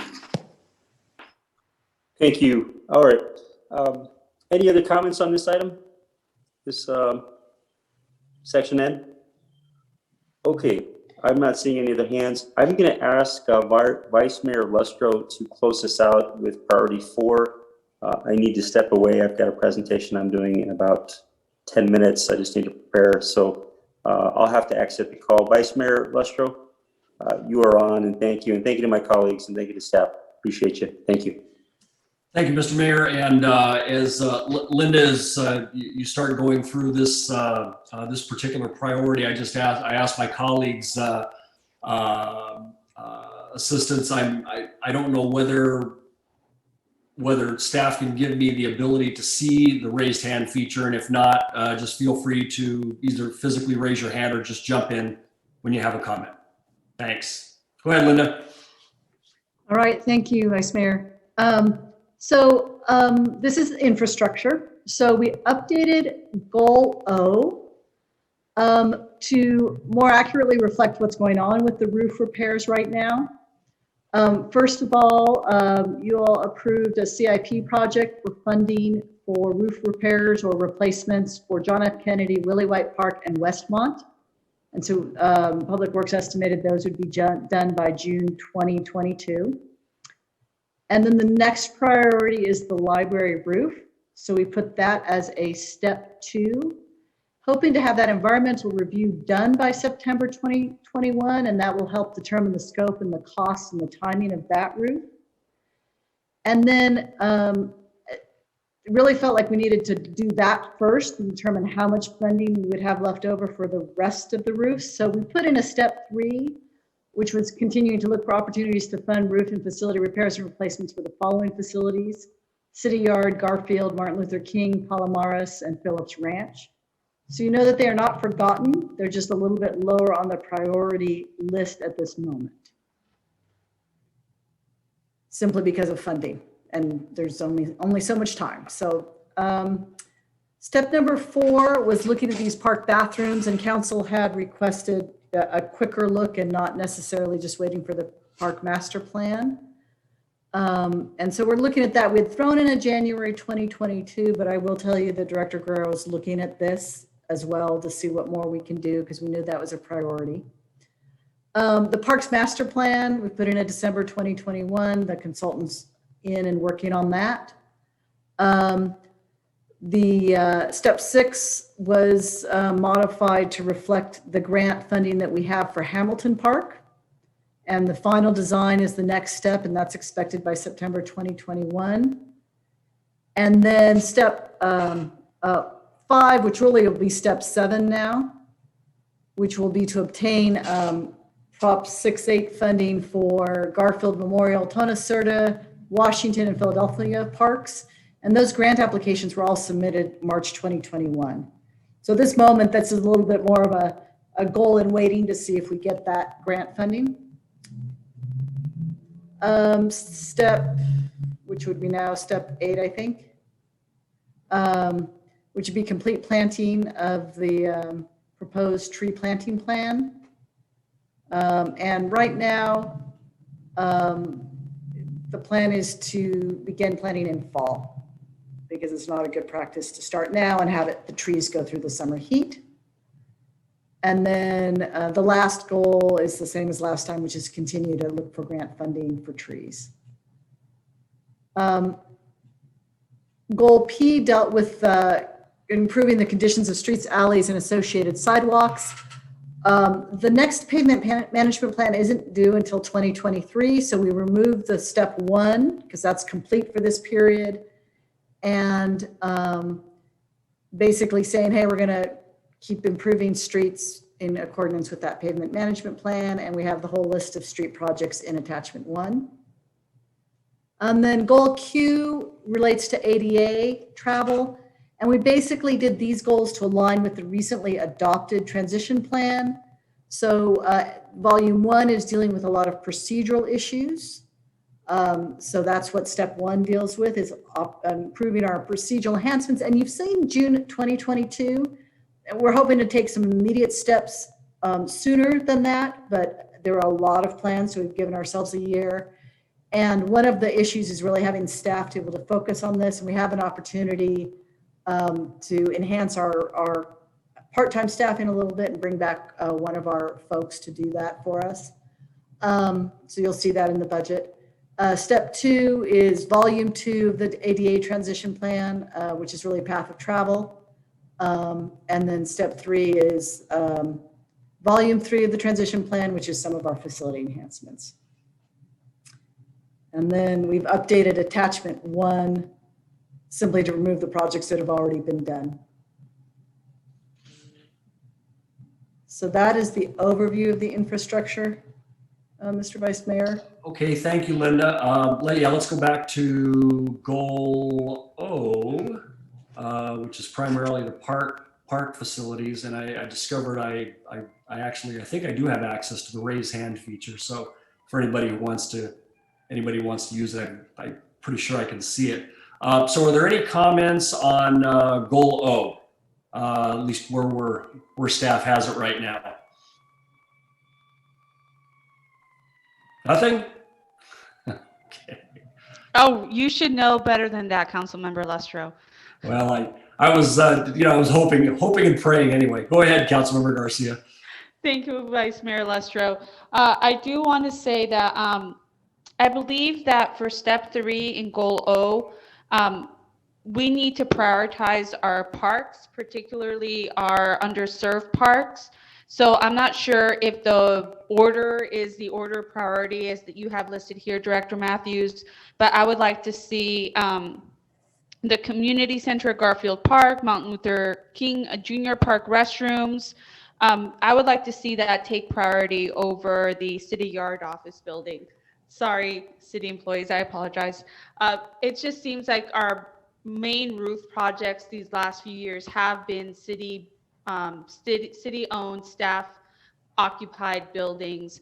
And I remember our community members coming out pretty strongly for their community centers, particularly Willie White Park. So I would like to see our city parks take precedence over any city buildings in the future. The library first. We've already had damage there. We've lost books. We've had to go in there and Mickey Mouse something. I definitely want that to get done, but I want to make sure that our parks get more of a priority. And then for step 4, I think I've made this comment to you, Director Matthews, and now I'll make it publicly. The January 2022 date is just, I'm baffled by it.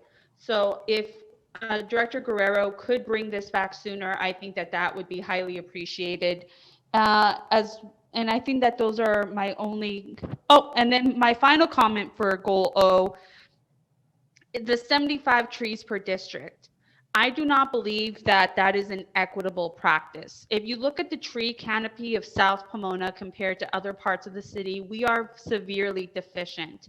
So I think that if possible right now, we should try to reallocate those trees so that areas that have a lesser tree canopy get more of a cut of these funded trees.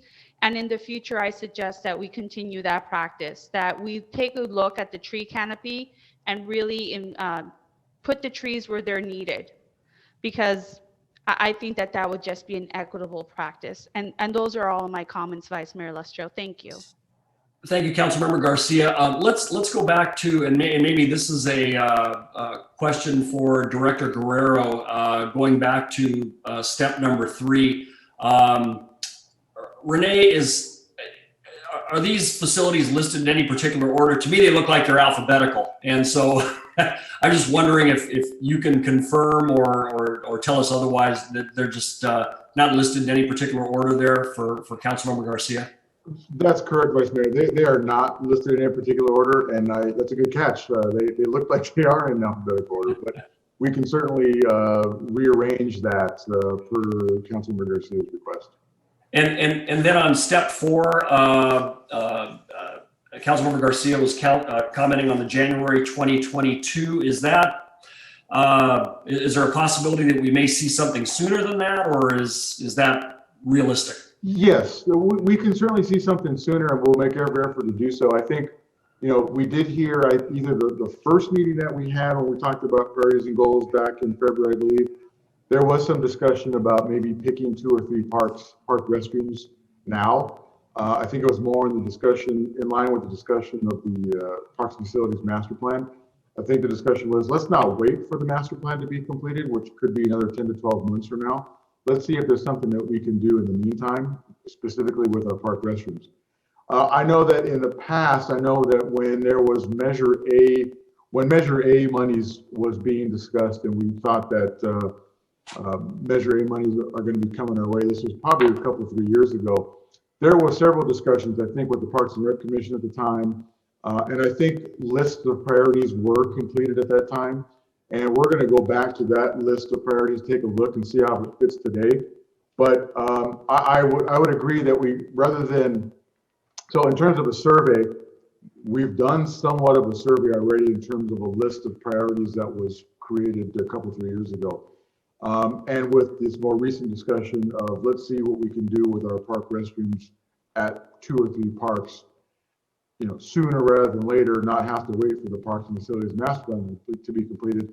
We can certainly get something done. Rather than get a survey done before January 2022, I think we'll actually get some park restrooms either, replaced or refurbished long before, maybe before January 2022.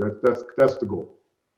Okay, thanks for that clarification. I have Councilmember Preciado, then Councilmember Nolte, then Councilmember Torres. Yes, thank you.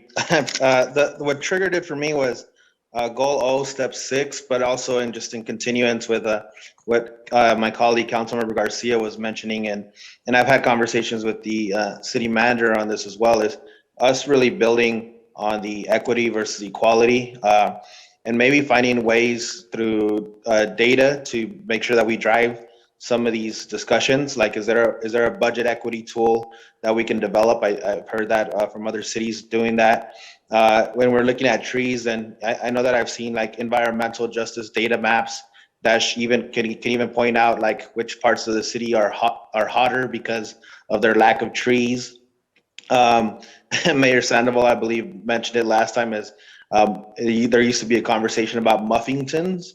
And I'm just completely, let's get away from that. I believe a good project, regardless of where it is, as long as it's equitable and driven by data and research, that it will go a long way to improving what it is we do with the city, and primarily our infrastructure. Because as we see it in our infrastructure, we see some streets that maybe we started pavement and then we stopped because that district ran out of money. And then all of a sudden we have patchwork on some streets, or some streets will get repaved multiple times, only because that council, that's the district that, those streets are okay, but it just keeps getting repaved. Maybe we could just have conversations about like, where is it that money could go at a longer distance? So just wanted to point that out. Thank you. Hey, thank you. Councilmember Nolte. I just want to support both what Councilmember Garcia and Councilmember Preciado are saying with regards to equity, with regards to infrastructure, and breaking down district barriers with regards to that, the way that funding is distributed, thinking about it on the city as a whole, what the need is, and using need and other equitable factors as the way to direct priorities for funding. And not, which might result in my district, for example, maybe getting less tree funding or something like that. But I think, I feel like this council is able to see the city as a whole when we're talking about infrastructure. Question: when I was on the council, there was a lot of fear and discussion about, I think they're called liquid amber trees, and the fact that they're dying. Is that still a thing? And when I look out my window at like Holt Avenue trees, I have this sinking fear that they're all like liquid amber and that they're not going to be here after very long. Is that still true? And I just want to know if we're still in that problem. Well, I'll let Director Guerrero answer the question, but I know that in talking with former manager Micah Sled, the problem with liquid ambers, and it may be that they're having a problem dying, but they create an extreme hazard with respect to their root system and breaking up sidewalks and doing a lot of damage. And I know that they're not on the city's approved list any longer of trees that we would plant in the community. Am I on target with that, Renee? You answered that better than I would have. Thank you, Vice Mayor. Vice Mayor is absolutely correct with his response. In terms of are liquid ambers dying, I'll have to get back to you on that. I'm not an arborist myself. Our arborist left us. But I will certainly ask that staff that's still around to see if that's still a thing. And I'll certainly get back to you on that. Thanks. And I may be mixing up the problem with liquid ambers with the problems of a different tree that's dying, but it has something to do with the ones on Holt, particularly. Okay. So anyway, get back to me about that. Thank you. Okay, thank you. Councilmember Torres, then Councilmember Rontavelos-Cole. Yes, thank you. Wanted to talk a little about the trees because in my district, there's several areas where trees have died and there are areas where trees can be and should be planted. Now, I want to be able to, one of the goals I have is I want to be able to expand upon the number of trees that I plant in my district more than the normal amount. And I do respect some of the views of the council members in terms of the equity, and I am interested in supporting that. Like I said, as long as it doesn't take away from District 6 or other districts within the city, because there's a lot of need in Pomona. Pomona is basically short trees all around citywide. And, the idea of taking from another district to supplement another is something that I do not support, right? And if that is the case coming forward, I want the staff to tell me, hey, Councilman Torres, on this particular item on the agenda, they're going to be moving X amount of trees from your district to another. I want to be made aware of that so that I could do the necessary community outreach to my district to get them involved and let them know what exactly is going on, because I have made a commitment to plant more trees for District 6. And if we have to plant more trees overall and create a better goal overall, that's great. But like I said, I don't want to take away from District 6. And if it takes from District 6, it's going to be a problem. Thank you. Thank you. Councilmember Rontavelos-Cole. Yes, thank you, Vice Mayor. In regards to, and I have to concur with Council Torres. I particularly am not in favor of using or getting into the habit of borrowing trees from other districts. When you have a shortage of trees, and we've had many, over 5,000 in our city, sometimes you have to do something else. And basically what I've done, I've used my discretionary funds. I worked very closely with Mike Sled before he left. He gave me suggestions. He told me what trees would be best for my area. I worked very well with this man. He knew what he was talking about. If I was not able to have trees, I would get into my discretionary funds and replace some of those trees. District 4 had over 1,400 trees that were destroyed, that died of drought, that had a weevil, and that coming into the liquid amber, that was destroyed by a little weevil, and it sucked up the nutritions I was taught this by Mike Sled. He told me why. I had so many liquid ambers in my area that they will no longer plant a liquid amber in the city of Pomona. He said, this is it. We will no longer replace liquid ambers with liquid ambers.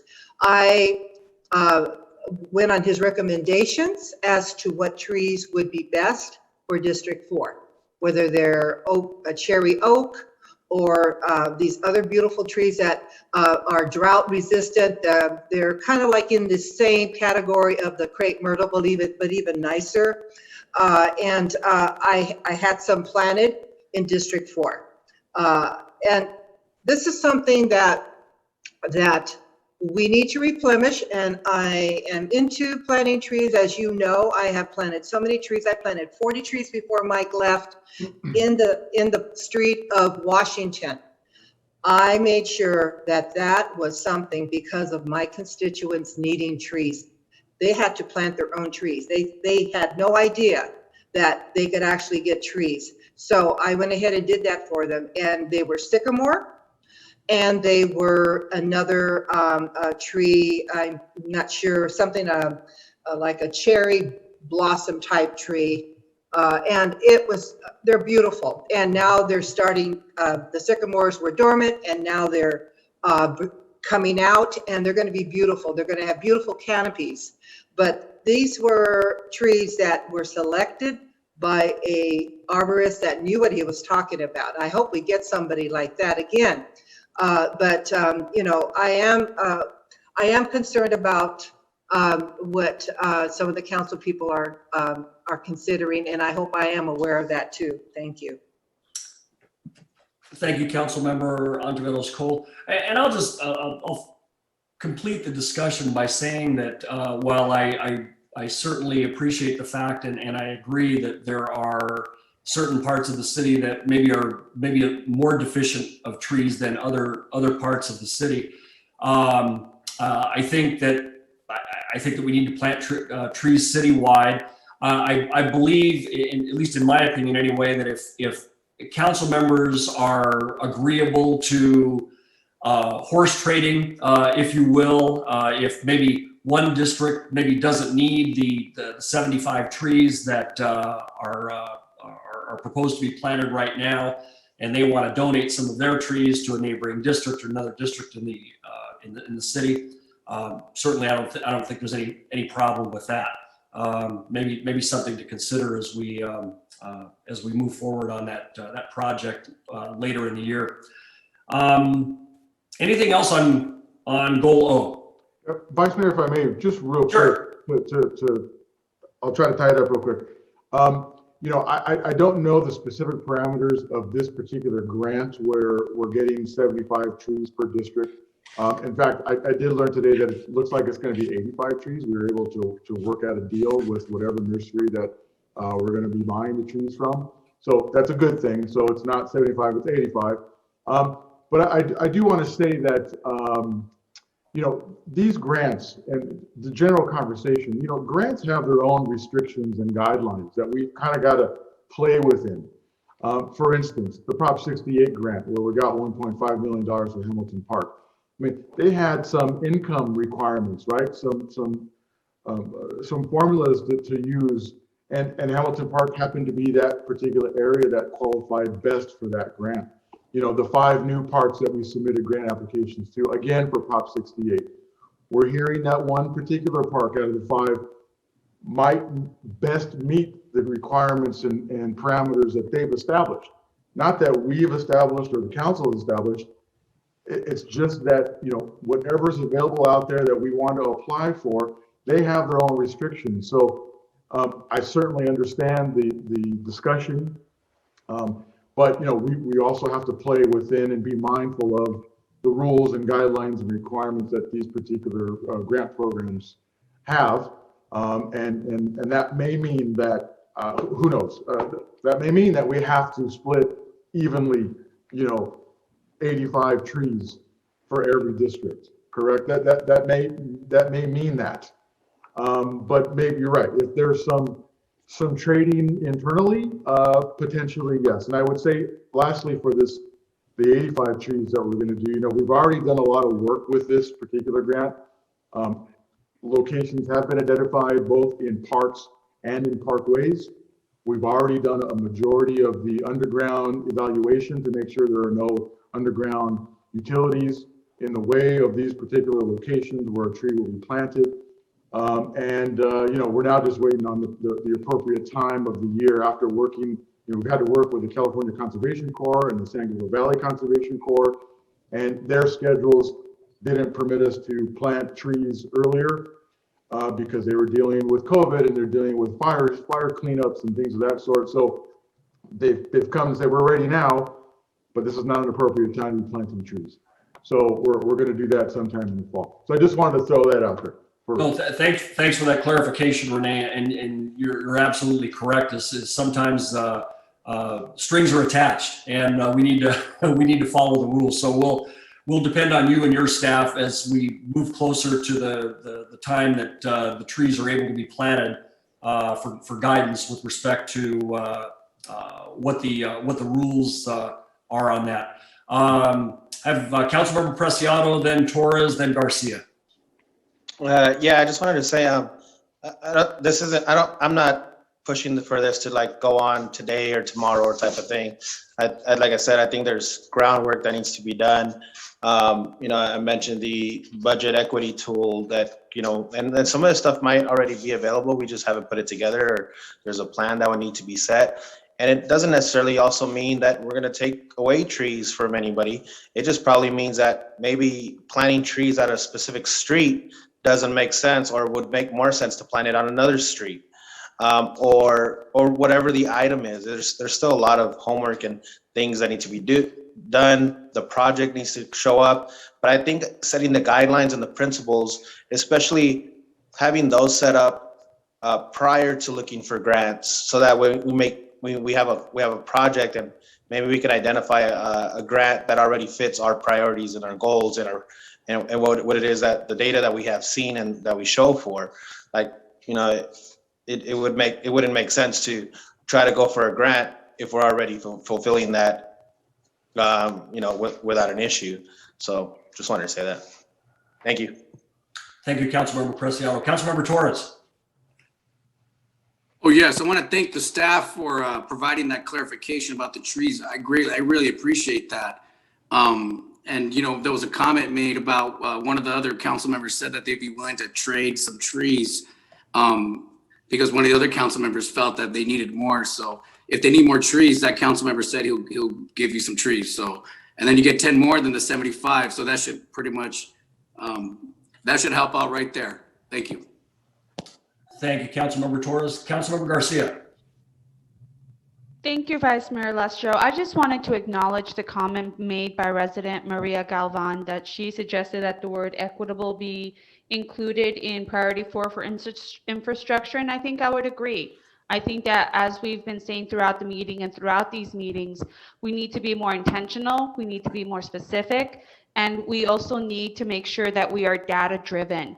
That way, when it comes time to writing these grants, we have the information in the background needed. And I also concur with Councilmember Preciado. We need to find the grants that fit us, not change to fit the grants. That way we have a higher rate of success. But thank you so much for your time, Vice Mayor Lestro. And thank you, Galvan, for your comments. We'll go to Councilmember Nolte to close it out. All right, just because I think Mr. Torres was referring to me.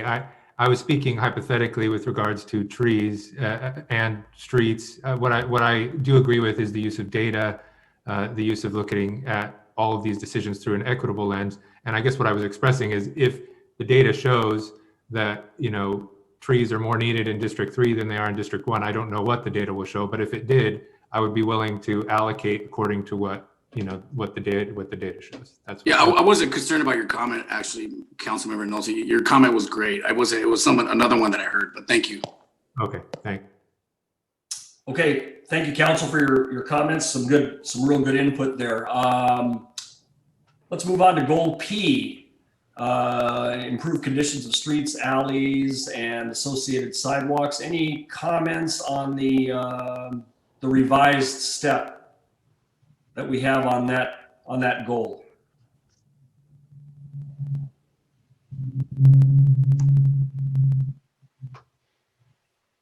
No takers? It's pretty self-explanatory. And we have the attachment that shows the list of streets that was provided to us. Thank you. Oh, yeah, great. Are you asking for comments? Yeah, if you have one. Yes. Yeah. I'm just curious because I'm not sure when people talk about streets being paved that shouldn't be repaved. You know, I'm not sure where that discussion is coming from because a lot of the times, you know, from what I understand, when I sit down annually with the staff, you know, there's different, you know, CBDG funding, gas tax funding has to go to certain areas, certain streets. And then in addition to that, the city council votes on a lot of the streets that are getting paved. So I was just curious as to some of the examples as to what folks were referring to because, you know, some of the, like I said, like the council has voted on all these streets or most of these streets. So, I mean, are they concerned about a street getting paved that they voted for? I'm not sure. So if I can have some clarification on that, that would actually help me understand the conversation. Thank you. Thank you, Councilmember Torres. I think I'm gonna let Renee answer that question, but if Renee, if you don't mind, I'm gonna kind of jump in because I know that I've had some personal education, I guess is the word, that I've been able to get from public works staff, and I think it goes to the question that was asked online here in the chat or in the Q&A. Where it sometimes appears that streets that are not in what maybe the public may perceive as real bad condition, they might get attention in the way of an overlay or a slurry seal, whereas another street that's maybe a few blocks away is literally falling apart, and that one's not getting any attention. And I think to the casual observer, and certainly I think, you know, I probably fell into that category at some point in time, that, well, why aren't we dealing with the street that's in worse condition as opposed to the street that doesn't appear to be too bad? And it all goes to kind of the you know, the process of trying to preserve some of the streets that are not in as bad of condition to keep them from getting real bad. Besides the fact that the minor maintenance, if you will, in the way of an overlay or a slurry, costs a lot less than if a contractor has to go in and grind down 2 inches of asphalt, come back and do 2 inches of new 2 inches of new pavement to make the street brand new again. Renee, is that kind of accurate with respect to you know, maybe the perception that people in the community might have? Once again, Vice Mayor, couldn't have said it better myself. That's very accurate. It is somewhat of a difficult concept to understand, and I totally get that. But you're right. In many instances, it does make more sense to do a cheaper repair, a cheaper fix on streets that to most don't look like it needs any kind of fix. But it is a matter of kind of getting more for your money in a way. I think the other thing that we have to think about and be mindful of is that we're limited in our funding that we receive for street work. The measures R&M, the Props A and C, the SB1 dollars, which you know, could see a sunset sooner than later. SB1 again is gas tax money. And as electrification of vehicles becomes more of a mandate, a legislative mandate, there's going to be less gas bought at the pump. So we might not see as much SB1 dollars coming our way in the future. So, you know, where we, of all those different colors of money that I just mentioned, we could see about $5 to $5.5 million a year. This latest pavement management program that we just completed says we could use about $14 to $15 million a year. That's really what we should be getting and should be spending on our streets every year. We don't see $14 to $15 million. We see $5 million. So that's kind of the crux, right? That's kind of the rub right there. That's the issue. That's our battle, and that's why we have to continue looking for other sources of funding, other grant opportunities, and to try to I know, based on the earlier conversations, I know you're not saying we need to look for specific grants. I say we look at all of them and see what applies and see what we can get. With the equitable lens, I get that and I understand that, but any additional monies that come on top of that $5 million that we get a year comes from outside grant sources. ATP, Active Transportation Plan, for instance, or the Metro Call that may come out every 3 or 4 or 5 years, or these are the other sources that we apply for, no matter what. If there's a call for grant applications, we're going to try to go for it and see and keep our fingers crossed. So those are just other things that we should be mindful of as well. Okay, thank you for that, Renee. I appreciate the clarification, because I know that I'm probably not the only council member that has gotten questions about how streets are prioritized with respect to when they get attention and how much attention they get. And I know that I've done my best to try to explain how streets might be selected or why one street was picked over another. And so I appreciate that clarification. Councilmember Torres. Yes, I want just want to bring up. I think I'm correct. The staff could probably maybe correct me, but I've always talked about the money that I used on I should say the city of Pomona in partnership with some other cities, is the redevelopment dissolution funds that were utilized to repave Town Avenue between Arrow Highway and Foothill. Now, I'm not sure exactly how the Mayan Theater project is going. Maybe it's moving forward great, maybe it's not. But when council members talk about why certain streets aren't getting paved and others are getting paved, and we're asking ourselves, where do we find the money at?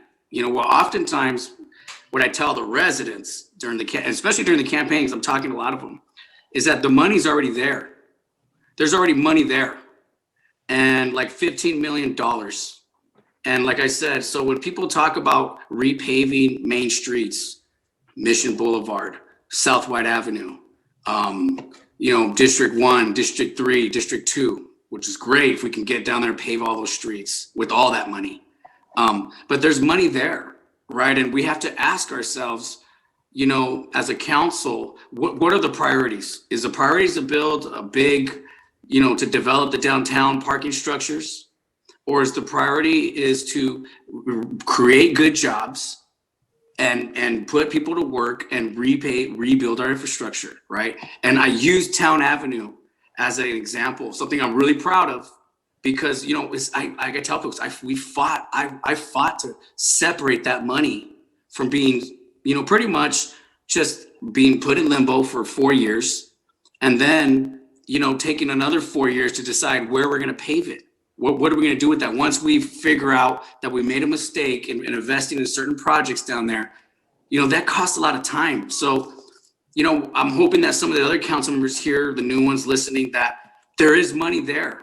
Right. And I think that this council should really realize that, hey, maybe we should start look what District 6 did. Look at District 4.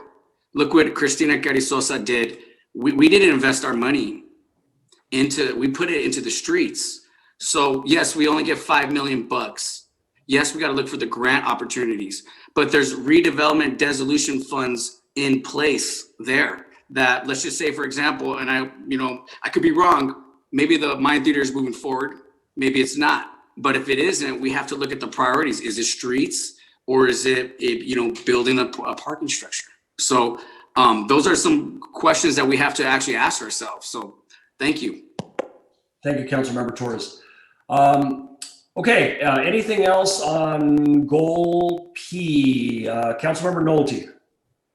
Sorry, just Councilmember Torres, I hear that, focus on streets. Streets are certainly important. I will say, though, with regards to, let's say that there's $15 million tied up in the parking structure downtown. I don't know if it's that amount, but let's hypothetically, right? That's 1 year's worth of what Renee was saying we need in paving, right? Like according to our plan, if we were to start working on, I assume the goal would be to like get things eventually up to, better quality throughout the city. That would be 1 year's worth. The idea of a parking structure downtown is that it could bring in, the idea behind it, and you point out maybe it's not working right now. Maybe we need to redevelop the idea. But the idea of a parking structure is with development downtown, if we can incentivize it, if we can bring it, maybe, and again, this is just back of the envelope, but like maybe then we bring in development that can bring in several million, $15 million a year as an investment that, in property taxes over time, the businesses that come in over time that can allow us to not just have 1 year's worth of street repaving, but, a continuous revenue stream that allows us to invest more in our streets over time. I think that's the idea. That's the idea that I support. That's why I don't think they're mutually exclusive. I think, we need to think in terms of overall policy, both, for development and for repaving. No, Councilman Nolte, you're absolutely 100% correct. I just want maybe you to know what we did with our money, right? So you could just see how we were able to pave, and there's other areas in District 4 and 3. And we could have put the money in and did those things and probably, looked at creating the growth. And that's a strong argument, as, I'm not saying that. But just on the other side of the coin is, I just want to make you aware that we did use our money. We didn't fund that. We used it to pave streets, right? So if maybe you don't use all of it for a parking structure, maybe because you don't need such a big one anymore. Maybe you could, make it smaller and then look at streets, right? But that was just a way to kind of hopefully make you aware of that, what we did as council. So. Okay, thanks. I appreciate the discussion. Thanks. Okay, thank you, council members. If there is nothing else on goal P, we'll move on to goal Q. ADA path of travel and accessibility programs. Any comments on those 3 steps?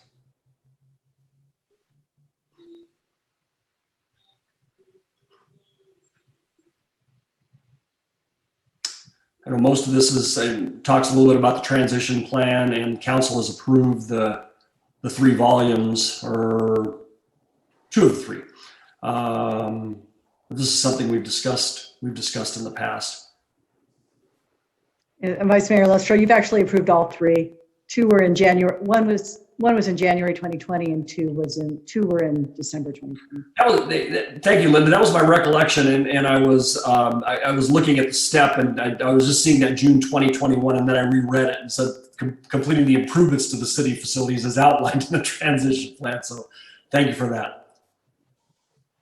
Okay. If there is nothing on goal Q, I'm gonna take this back to staff and ask Linda and James, have we given you enough direction tonight with the comments from the council? Yes, Vice Mayor Lustro, I think the council has given us plenty of direction tonight and good, healthy conversation that we can synthesize into a staff report that we'll probably bring back to you maybe the 2nd meeting of April or the 1st meeting of May for the council to just give their final blessing to. Hopefully we'll have a chance to have a meeting with the subcommittee on housing and get some ideas from them before we incorporate some of their ideas. So I think that discussion will have to take place first before we come back to the council. So if we don't get back sooner than later, that's why we're still working through some of those issues. But we'll have a goal of the 2nd meeting of April or the 1st meeting of May to bring it back.